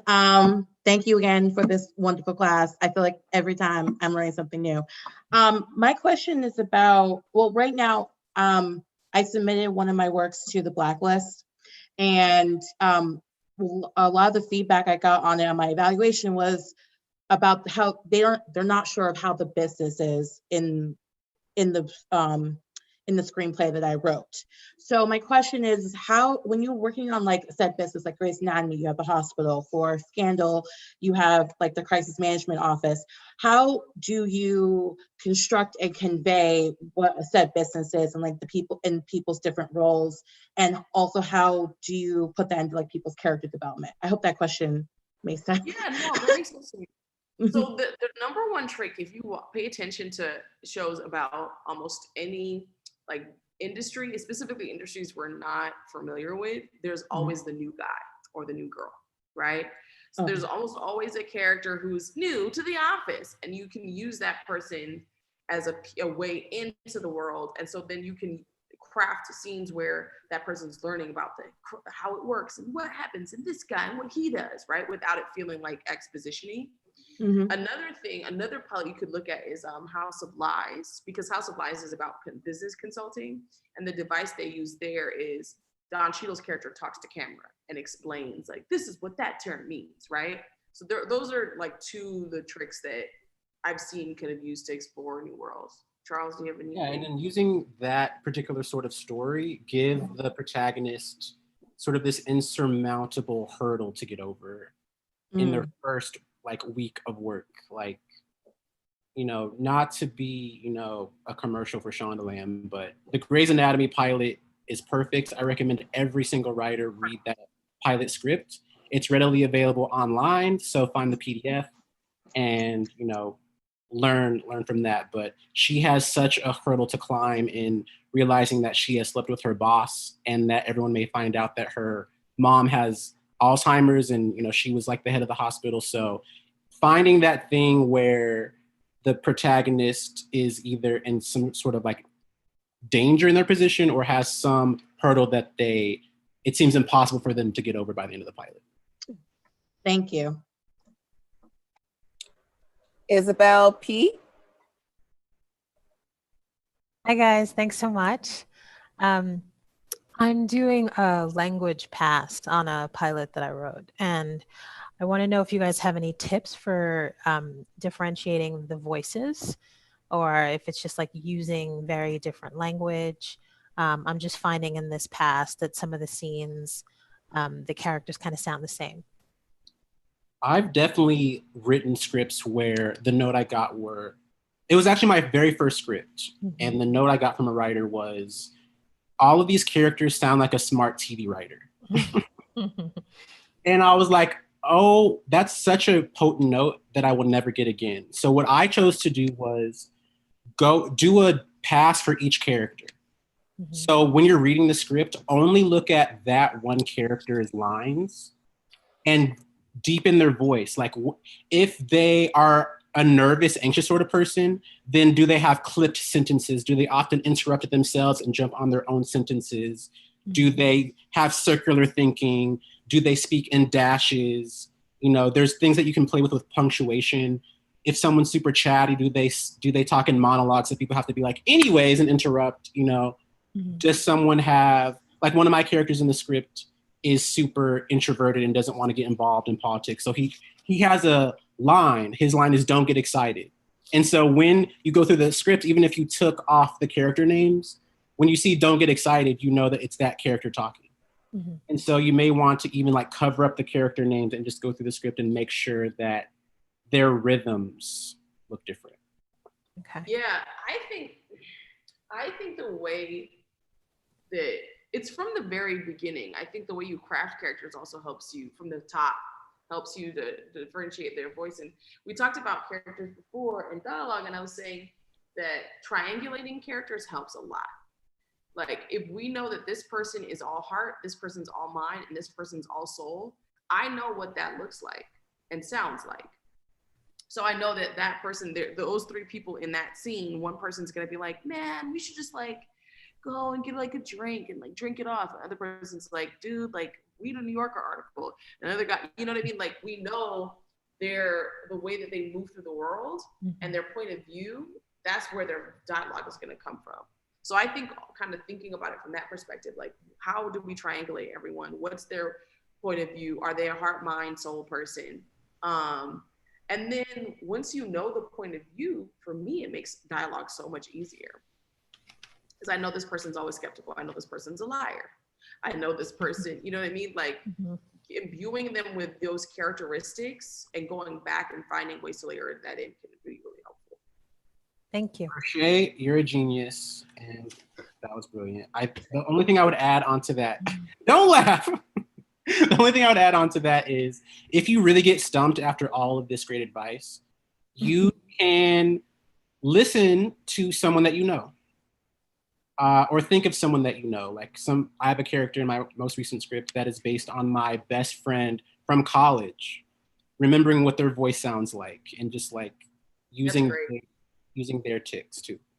Yeah, no, that's great. A lot of times I actually do model characters after people that I know. It helps. Yep. Okay, thank you. All right, Jessica Kreisman. So I have two questions.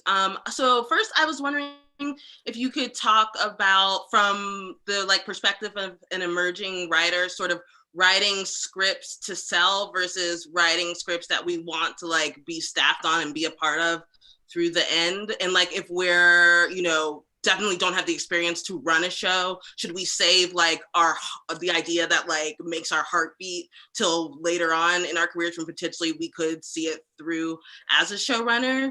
And then my other question is if you could talk about also being the creator and staffed on a show that you're not necessarily running. I know Insecure is like that.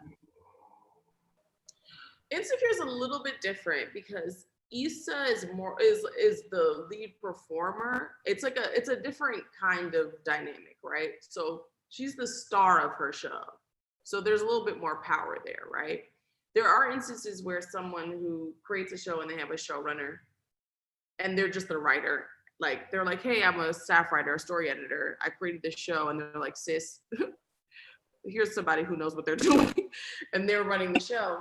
That's a very different dynamic because you're not the star of the show. And a lot of times you end up leaving because you don't have the power or you don't get along. The showrunner is the powerful person in that dynamic, right? They're the boss. You are a smart person who created a great show. So it's very complicated. Some people have great experiences. I know people who have had good experiences with that. Some people have terrible ones. It's just like being in a writer's room, to be honest. Some writer's rooms are amazing. Some of them are the worst experiences of your entire life. I'm gonna be honest.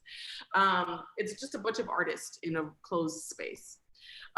So all I can say for that is preserve your ideas and but if people are interested in them at any stage of your career, go for it. I think if you have a great idea and somebody says, hey, you're a staff writer, but we want to make a show based on your idea, I say, why not, right? There's no guarantees no matter what you do, but that's just me.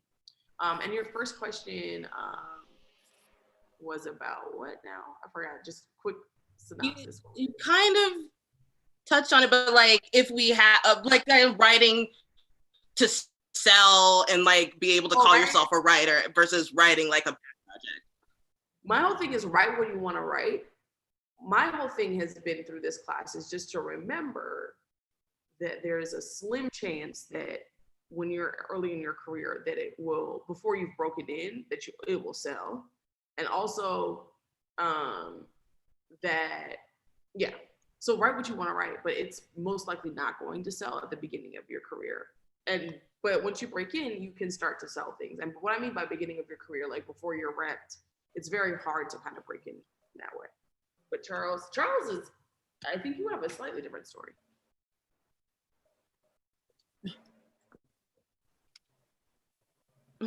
So Rochee, can you co-host so that he doesn't get muted?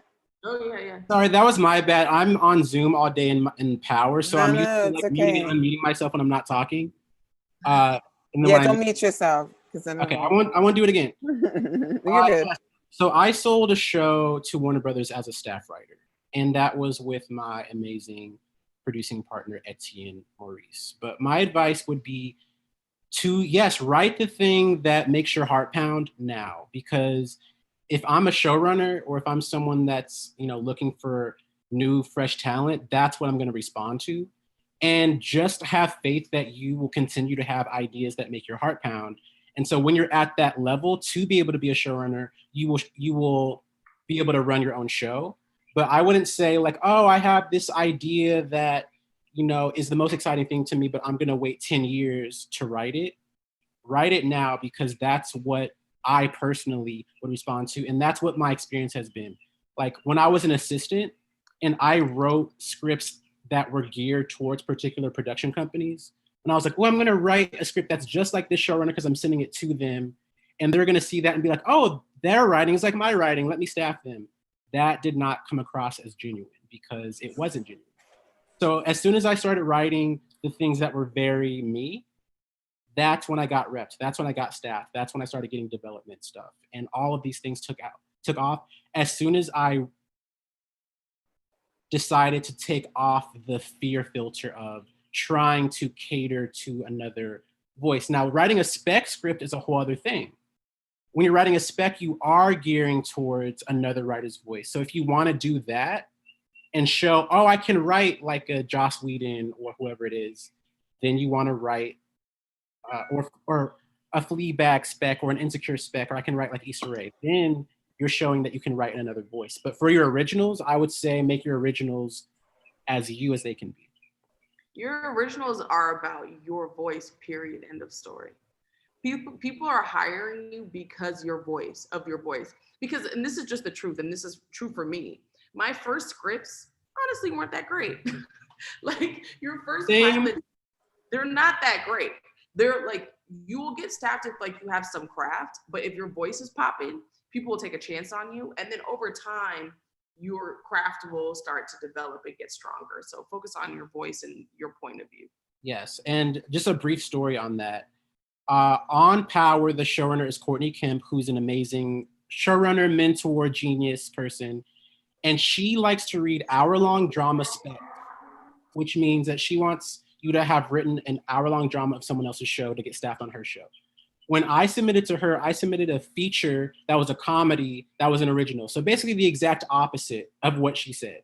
So when she saw that and I was in an interview with her, she was like, why did you do that? She was actually like, and that was before she read it. So then when she read it, she was like, oh, I see the voice, I see the craft, I see the structure. You tried it, but I'm bringing you on anyway. I'm dead. Yeah, no, it's true. Voice is everything. Yeah. All right, Jasmine Ben. Oh, my bad.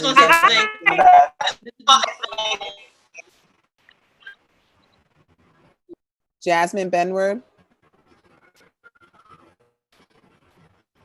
Oh my gosh. Yeah. Hi. Yeah, I thought someone else was. Can you turn your volume down? So sad. This is the last installment. Thank you so much.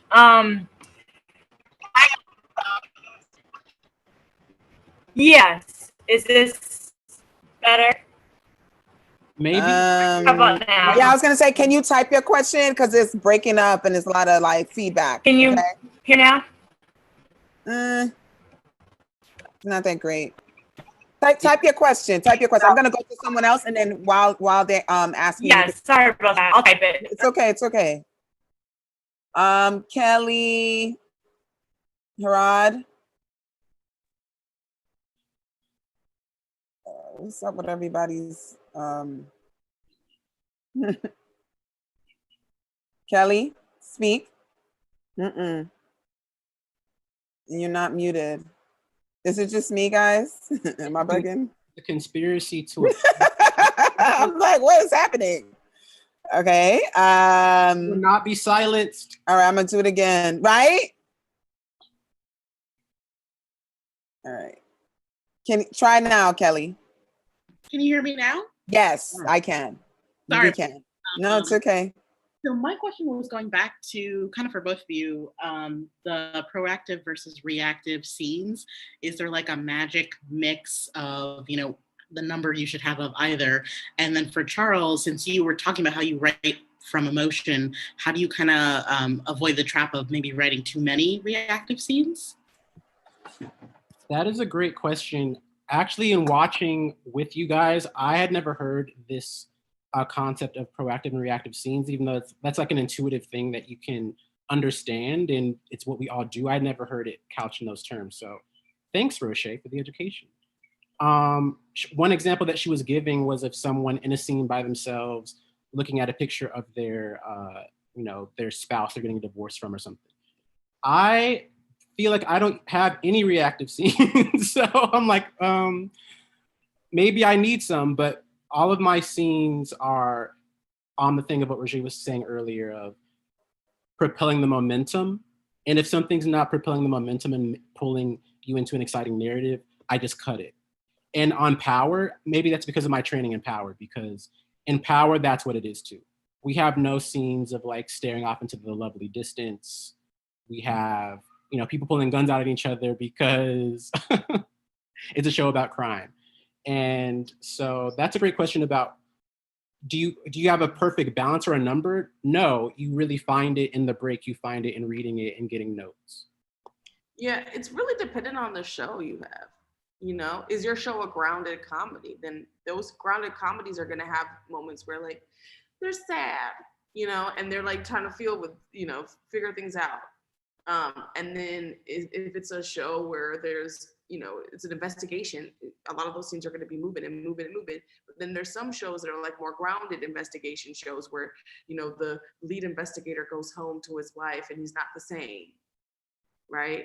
But, you know, so you really have to think about, you know, what Charles was talking about earlier too, is a lot of what we're doing is about emotion, about tracking emotion.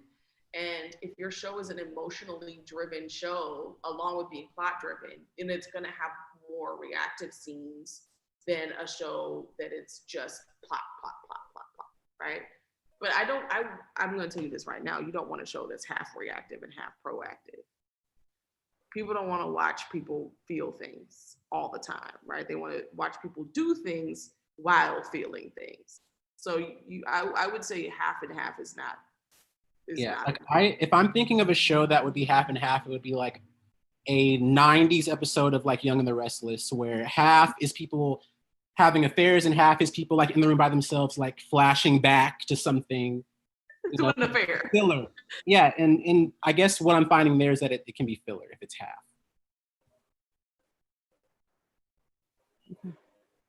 All right, cool. Let me get to Jasmine's question that she didn't get asked. Are there some must-haves that you make sure to include in your pilots, knowing that the protagonist's angle won't be met in episode 1? For me, it is clearly setting up what it is that they want and making sure that is being tracked throughout the pilot, but also, if you want to be a little bit more literary and elevated, foreshadowing. Like if your character is the lead of the Black Panthers and they want to talk about a revolution and their destiny that you see in episode 6 is they start a revolution, then maybe in episode 1, they are in class, they're talking about a slave uprising and they're studying about a slave uprising, like something that shows you what exactly they're leading to, but without showing it. Mm-hmm. In terms of the must-haves, like, I think you still, the number one must, even if it's not going to be resolved in the pilot, is I need to know what they want, period. Oh, and I think you have to be clear about what they want for the entire series, right? Like, I need to know, again, I use the marriage thing. If the main character's goal for the entire series is that they want to get married, that needs to be clearly stated in some way. Now, the goal for the episode could be going on a date for the first time in 10 years or whatever, but the must is the clear articulation of what the overall goal is. And off of that, you need to show them not getting it and what that means to them when they don't get it. Like in your example of someone wants to get married and that's their whole goal for the series, then maybe in the pilot you show them go on a date and it goes terribly wrong and you see that they are devastated by that, and maybe you get a nice reactive scene, Rochee, of them having a breakdown in the bathtub. Mm-hmm. But that sets the stakes, because when you're in the season finale and they're engaged and they're standing at the altar and the person may or may not show up, you understand, because in the pilot they were in the bathtub devastated and never wanted to love or live again. So you feel like, oh no, if that person doesn't show up at the altar, our main character is going to be utterly devastated, because that's what we've seen. Yeah, it's about goals. Each episode is a mini goal towards the big goal. That's it. Yep. All right, cool. I'm sorry if I'm saying this wrong. Askia Roberts.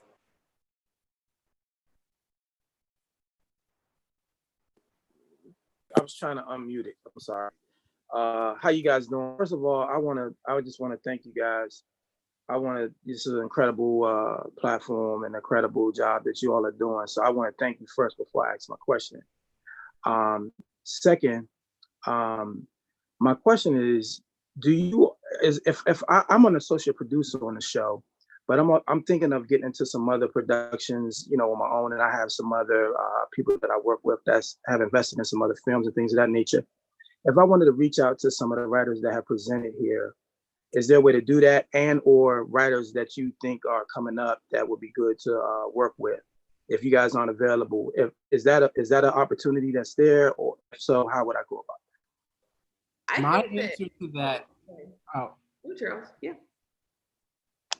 One of my favorite quotes about the industry is the Issa Rae quote, and she was talking about networking, and she was saying that a lot of times people come to the industry and they try to like, let me contact Steven Spielberg and get on, you know. But what Issa said was network across the level that you're currently at, because you're going to rise with those people, and those people are going to be the people that pull you up, or vice versa, you will pull them up. And that's something that I've personally seen. When I first got here, when I was an assistant in Shondaland, just an assistant, someone reached out to me through LinkedIn, and I had breakfast with her. And she asked me to read her scripts as an assistant. I gave her notes. Cut to 3 years later, she's an executive at a major company, and she's like, yo, I'm doing this movie with your favorite director, and we need a writer. Come meet them. And I did.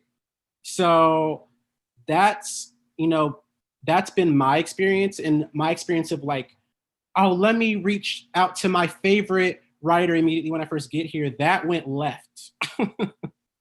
It went horribly wrong. Yeah, no, that's real. That's real. I mean, yeah, if I one day I'll do like a webinar about hustle and to make it the making it in the business webinar. But I think a lot of what Charles said is true. I think networking with people you already know, but I also think Twitter is a good place to meet people. Like, there are a lot of Black writers are very active on Twitter, because Twitter is, I just got on Twitter after years of absence because I didn't want to be canceled, because I'm sure I said something ignorant at some point. I just followed you because I realized you were on there. Yeah, I just got back on. But Twitter is a great place for community. Instagram is a great place for community if you're trying to reach out to writers. Writers, I'll be honest, like when you're at a certain stage of your career, a lot of times people want you to read stuff and they want to meet with you. And we just don't have the time. It's not even that I wish I could. This is why I do this kind of stuff, because I'm like, okay, this is the least I can do. But I don't have the time to read scripts or meet people. But I think that Instagram, Twitter are great places to build community. Facebook has a lot of Facebook groups. Black Film Space clearly is a great place to do it. But just in terms of to take that question and break it out into a larger conversation, this business is all about hustle.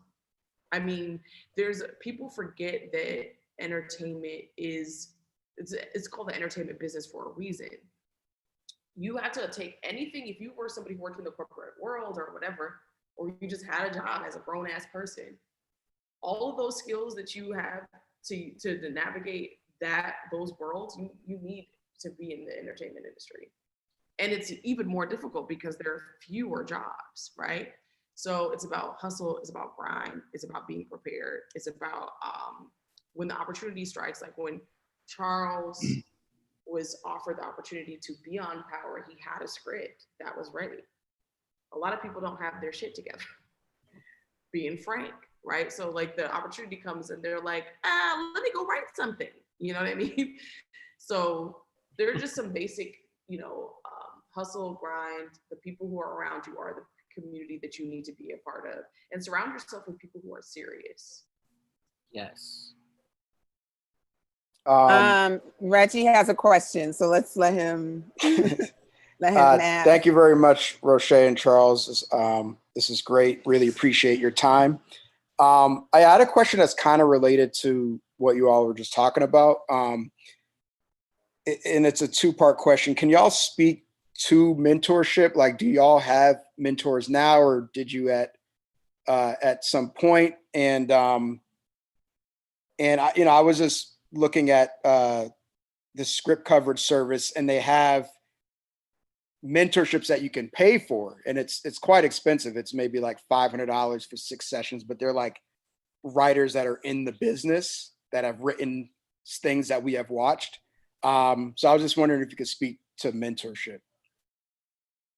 I definitely have two mentors. And what happened was, for me, I was a film independent fellow.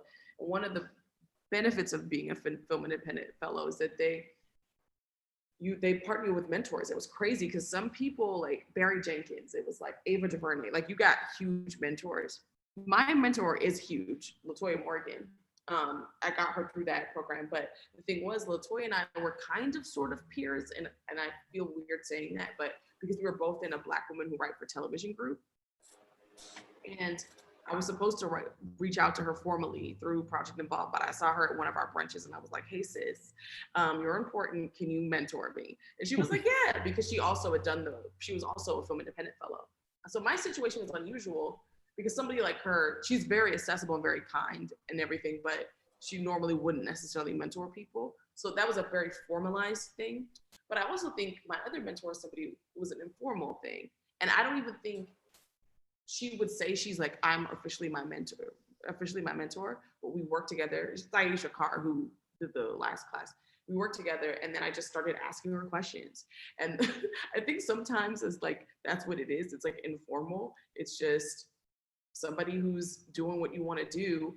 And sometimes it's informal. You just start asking them questions and testing the waters. I always think it's important to kind of test the waters delicately and see what you can get. And then, because sometimes people be asking you crazy questions, but like slowly build it up.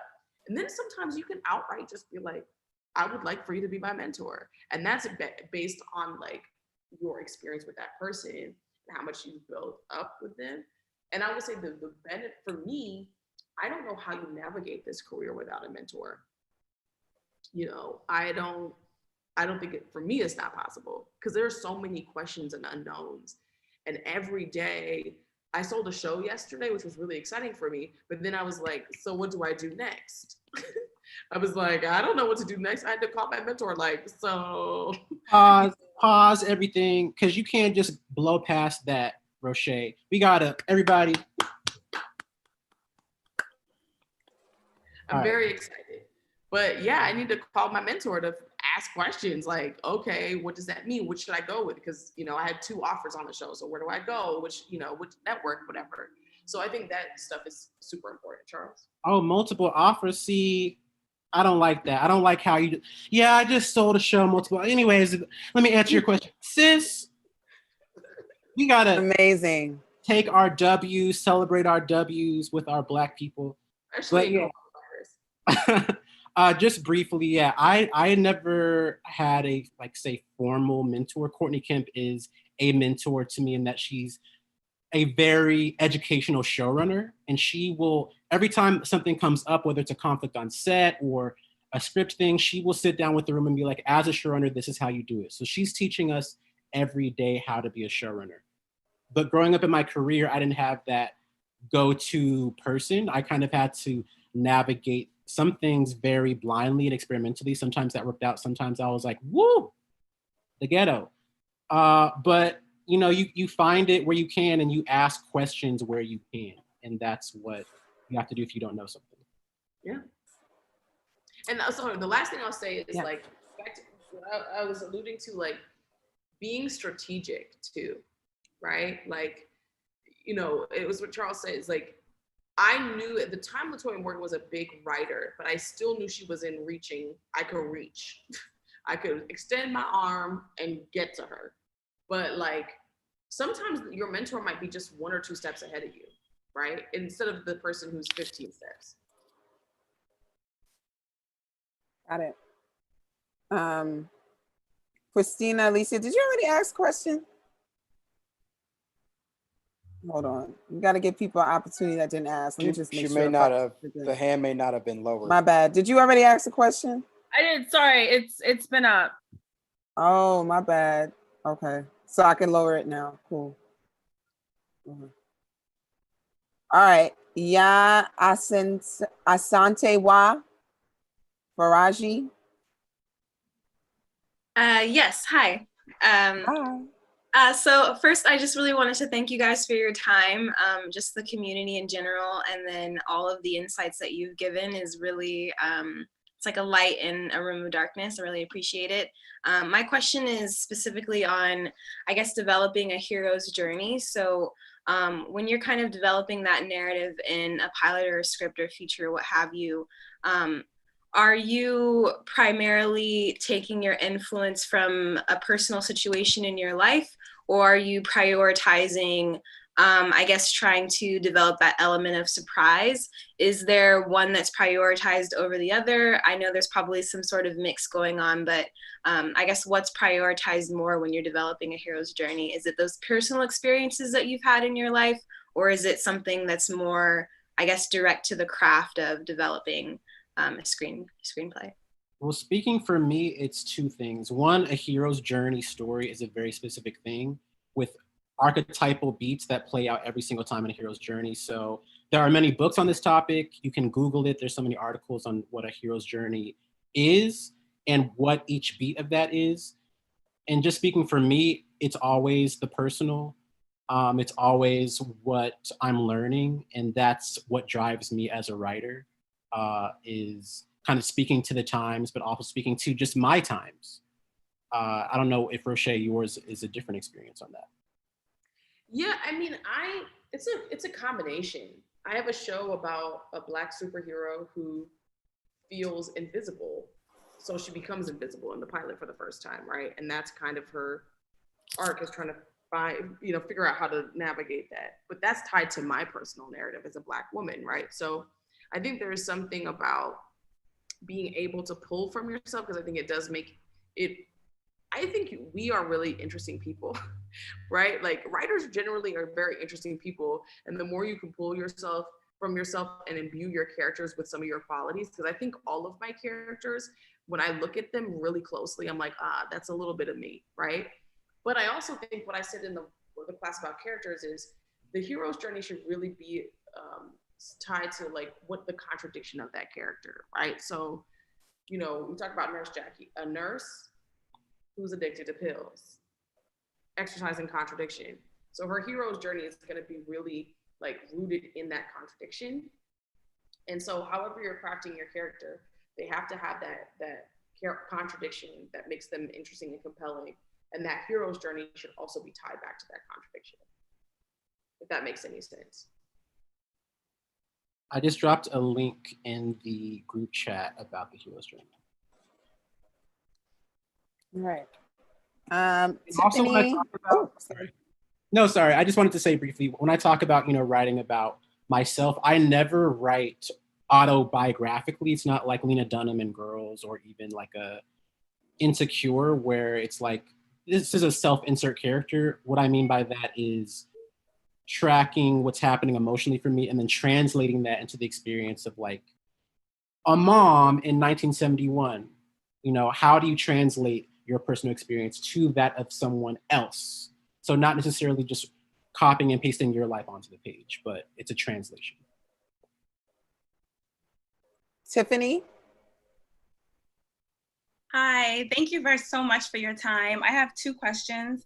One, I struggle a lot with just the progression of time in writing. I feel like, I don't know why, but I feel the need that if I'm going from one day to the next, I have to tell what they did in the morning, what they did in the night before they get to the next day. Or I feel like I have to go do Monday, Tuesday, Wednesday, the whole week, which I know is not the right way to write. So when I'm going back and like doing a draft, I will take some of that out, but I wanted to know if there's any tips on doing that faster, like just how to progress time in a story. That's my first question. Second one is, Rochee, a couple of sessions ago, you mentioned being in a writer's group, and I just wanted to know what qualities you look for in the other writers when you're building a writer's group, and whether or not that matters. So I'll answer the writer's group question first. Yeah, I'm still in a writer's group, and I will be in one until the day I die. I could win an Oscar and still be in a writer's group. I think they're incredibly invaluable. I think for me, what I looked for was people who are serious. I'm a very ambitious person. I don't fuck around. So I'm like, what are you doing? What are you doing? You talking? Because I don't have time. And I give you 3 times and then I'm over it and I move on. I have a book club. I'm the same way. The rule is you miss 3 meetings, you're out of the book club. I'm just very serious. So I feel like you have to find people who are serious. And I love you. We'll go to brunch, but you're not going to be in my book club or my writers group. And I think that's important, like to set, you know, be clear about the expectations, to find people who are serious and like-minded, because we rise together, right? Like, as Charles was saying, what Issa was alluding to is like, there's like classes of in this business, right? There's a class, like there's Lena and the Donald Glover and the Issa, their class, and the people before them, it's Shonda's and the Mara's, their class. Like, you rise with the people, you know, that are around you. So find people who are serious, find people who maybe have good taste. Ooh, let me tell you, they may not be good writers necessarily, but do they have good taste? And that means what it means to you, right? Because you don't want somebody who are like, this show is basic and they think it's the greatest thing they've ever seen. Please don't be my writers group. Yeah, I think those are the 2 things that I think matter. And I'm not in a writers group, but what I can apply to this question is how you get notes. And I have a multi-tiered sort of system. Like, my first round will be, okay, I'm gonna send this to one writer who's working at my level, one writer who's working at an upper level, and one civilian who's not in the industry at all. And I'll use that at every round of getting notes. Like, I wanna get notes from someone who is not in the industry, who doesn't like have this sort of point of view, and see what they think just as an audience member. And you get different sorts of notes from people that are lower level, upper level, like different experiences. You may want to also tier it by gender, race, class as well, if you want, you know, mix it up with those perspectives. But yeah, that's what I do when I want to get notes. That was you had another question, right? The first question was? The passage of time. Oh. Like, she tends to write the full day of the characters. How can she allow time to progress? I have the opposite problem of you, which is I'm like, time, what? You know, just focus on the story. But in your issue of like, oh, you have to track what they're doing, I think it's okay to map that out for your own mind and then go back later and then take it out. But it sounds like for you, you may have like that linear, like, I need to know that information. So maybe you could even just like be writing that out and then take it out. But when you're a staffed writer, don't submit that to the showrunner, because they're gonna be like, sis, why did you give me this 90-page script about eating toast? But if it helps your mind, it helps your mind. That's what I would say to that. All right, Jay Middleton. Hello, everyone. Thank you for this gem of a class. My question is, when writing a period piece, like, how much has to be accurate and then how much can be like exaggerated or made up? You don't want Starbucks cups, right? In the right? So you want to keep things grounded to some extent, but I think you can play. I think the rules don't apply to a lot of things if you establish what the rules are at the beginning, that you're breaking the rules, right? Like, I think there is a world where a show exists that's a period piece where they have cell phones, right? Because if that's the rules of the world, you can create whatever you want. So that question to me is more, it's more about like, what kind of show are you trying to create, right? And now, if you're talking about a piece that's supposed to be strictly period, and are you, then I think the question might be, maybe I'm interpreting wrong, but like, do you have to be historically accurate? Yeah. No, because a lot of shows about historical period, like if you saw the Madam C.J. Walker miniseries on Netflix, they played with timelines, they added characters. You can play with things like that within reason, because a lot of people are not familiar with the mythology or the actual history. So they're not gonna be like, that happened in 1922. Like, you know what I mean? They're just gonna be like, oh, she did what? Like, that's that. So I think there's room to play.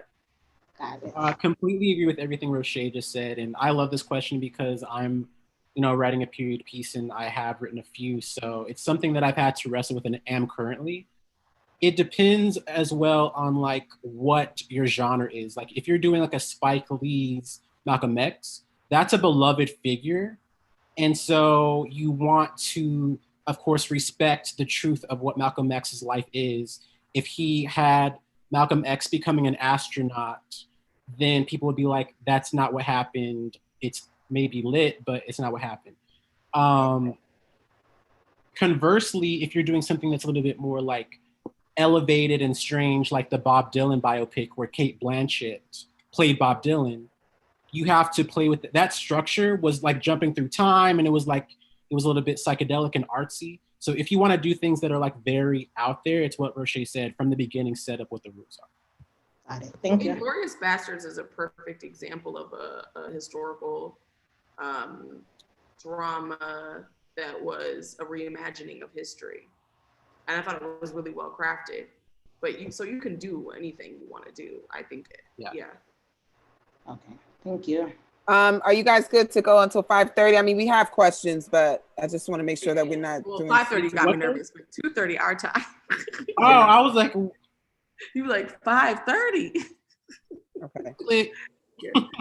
All right, cool. Rico Whirl. Hi guys, thanks for being here. Rochee is awesome being in another class of yours, so thanks for being a part of this. I have a question. I am currently working on a police procedural, which seems especially crazy in these times. And then just in general with it being a procedural. So I was wondering if you had any experience in writing a procedural pilot, and if you had any sort of like comments about using it to get staffed, like whether or not it limits the shows that one could potentially be staffed on. So the answer to that question is it does limit it to procedurals typically, but it depends on the kind of procedural. Procedurals are kind of getting fancy now, right? There are procedurals that are a little edgier. There are procedurals that you may not even, you get the sense that it has a procedural element, but because they're edgier, it could translate to cable work. But I will say that if drama writers, a lot of times their reps will tell them to have one procedural in their back pocket because they make you rich, not to be crass, but procedural writers make a lot of money. So I wish I could write a procedural because I would be very wealthy. I may not even be on this Zoom. I may be in space, but procedural writers it's a good lane to be in, I'm not gonna lie. So there is value in it. I will say that Scandal, I think, is a really good procedural, but it sneaks up on you because a lot of people don't recognize that it's a procedural. The pilot is a procedural pilot because the framework for that show was Scandal of the Week. And then the B story was her ridiculous personal life, right? So Scandal, I think, is Shonda knows how to write a pilot, is a really well-written procedural pilot that is non-traditional. And then what's the other one? The one that was on FX about the sheriff or whatever. Sleepy Hollow? Huh? Prison Break? Sleepy Hollow? Oh, sorry. No, it was on FX. Sleepy Hollow? Was it on that channel? No, it's like a sheriff and like it's an edgy procedural. The bald-headed guy? Huh? The bald-headed guy? No, that's The Shield. That's the okay. Shield. It's not a procedural, but an amazing show that is overlooked by many. Yeah. You gotta talk about that offline, Rochee. Yes, The Shield is incredible. But I will say for you, your best bet, if you want to maximize your opportunities, I would write a procedural that has edgy elements. So that way you can get on a procedural and then maybe get something on cable. It also depends on what your aim is because, first of all, as you know, you're getting into spicy territory. So with whatever you write, you are going to be reflecting, I imagine, your political point of view, and that could hit the reader's point of view, or it could not. And so it depends on what your consideration is and what your angle on that is. It also depends on, are you trying to be staffed on a show like Blue Bloods? If that's the case, then you're writing a police show that is more favorable to the police point of view. If you're trying to be on a show that is a little bit more edgy, then maybe you want to put in something of what's going on now, but it's also kind of being aware that just by writing about this genre, you are writing about this moment that we're in. So I don't know if you can avoid talking about that. The name of the show is Justified, someone said. Okay. I was like, I don't know. Okay, so what I named was ridiculous. Anyway, okay. Oh, and one more. Okay. I do have experience writing a police procedure. It was actually my first script, and it was about a police brutality case in Texas where on the first day of work, a Black woman cop realizes that the cops are covering up this, police lynching, essentially. And it's about her journey of realizing that she cannot change the side. And that script was controversial. I sent it to Shondaland, I sent it to different people, and they were like, "You're spicy, good luck." It did get me a promotion within Shondaland though. So it really depends on, like I said, that's a provocative topic. So if you want to be provocateur, just understand the consequences and benefits of being provocative. Okay. Shavonna, keep it quick so we can at least get to one YouTube question before we leave. Okay. Hi, thank you so much for doing this again. Rochee, you are amazing. I've attended all 4 of your courses and I'm just so excited. So my question, I'll try to be quick. Once the pilot is written, what would you recommend a new writer take for next steps to kind of get the pilot out there, to help them get rep, and to possibly get themselves into the Writers Guild of America and so on and so forth? Well, this is what I'll say. If it's your first pilot, write another one. If it's your second pilot, write another one. And if it's your third pilot, write another one, right? Like, I think that I would continue to write because there are very few people who their first pilot is ready for the road and ready for the reveal. And I will also say this, a lot of people shoot their shot at the wrong time. So that question is about really your level of experience and how advanced you think your writing is. Because if you write a pilot and it's not that great, and you ask me to read it, and now this is what will happen. I will read it if we are really good friends. I read your pilot and it's not good. You know what I mean? So it's one of those things where you want to make sure that you are prepared. And that's why I say keep writing until you feel like, okay, I have sent this out to 10 people and they have said, and you can't be your cousins. It can't be 10 cousins. You can have 2 cousins in that mix, but you need to have people who are actually in the business, who understand the language of the business. And 8 of them, 7 of them, 6 of them say, this is good, then that means you're ready. And that's what happened with me with my pilot that I wrote.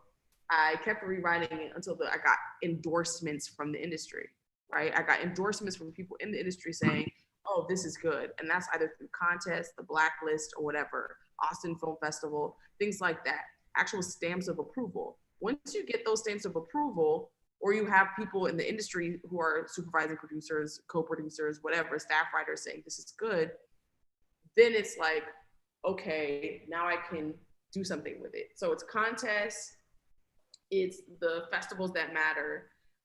It's if you have access to somebody who's already writing in the industry. Those are the general ways that you can break out if you're not already working in the industry. Charles? Everything Rochee just said, for me, it was my 3rd script that got traction and got attention. My first 2 did some things like, oh, got me assistant promotions, or people were like, cool, cool, cool. But it was the 3rd script that got me repped and staffed. And the way that happened for me wasn't, I didn't, submit to contests and things. That's a great thing to do. Everything Rochee said, do. For me, I am hard-headed, so I didn't do that. But I did submit it to people within the industry, and my endorsement was writing something that excited people, and to the degree that they were like, oh, I'm going to send this script to my reps. I'm going to send the script to this rep friend I have. I'm going to send the script to this showrunner. I'm going to help you get in. And so that was an example of writing something that, again, was personal to the degree that it hit people emotionally, and they were like, I have to help move this forward in some way. So as Rochee said, wait till you're ready for prime time, and you will know that. I think that hopefully you will know that for yourself, but if you don't, get a second opinion and get that opinion from someone in the industry who's like, okay, cool, you are ready for staffing, you are ready for that next step. I guess we have to go. This is the last class. How sad. I'm gonna miss everyone. Can we do one YouTube question Yeah, since we didn't one get, question. please? Sorry, guys. Okay. I'm good. Okay, thank you so much. I'm just gonna pick one. I'm sorry, y'all on YouTube. So the main protagonist always be discontent, quote unquote, not happy with their world in the pilot. Can we make he or she content, then sort of flip that on its head later in the scene or in the next one? Sure. Okay, do you want me to reword it? Basically, I was just reading it. Basically, they want to know if the character should always be in conflict with the world throughout the pilot episode.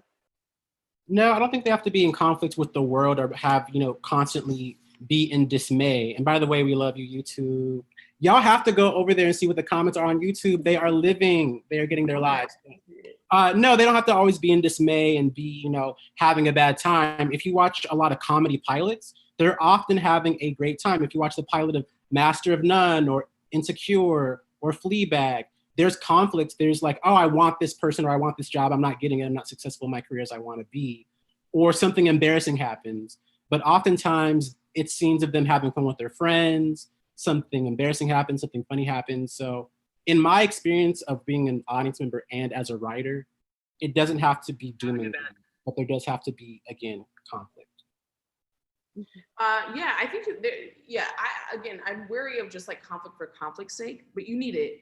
But it doesn't always have to be aggressive. It doesn't always have to be all consuming. It just needs to exist on some level and be interesting. And at varying degrees. So that's what I would say is, yeah. All right. Thank you, Charles. Thank you, Rochee. We're gonna make some announcements before logging off, but woo! And quickly, just a reminder, I'm willing to answer questions on Twitter. It's I_am_Rochee, RCHEE. I was gonna ask, how can people get in touch with you guys?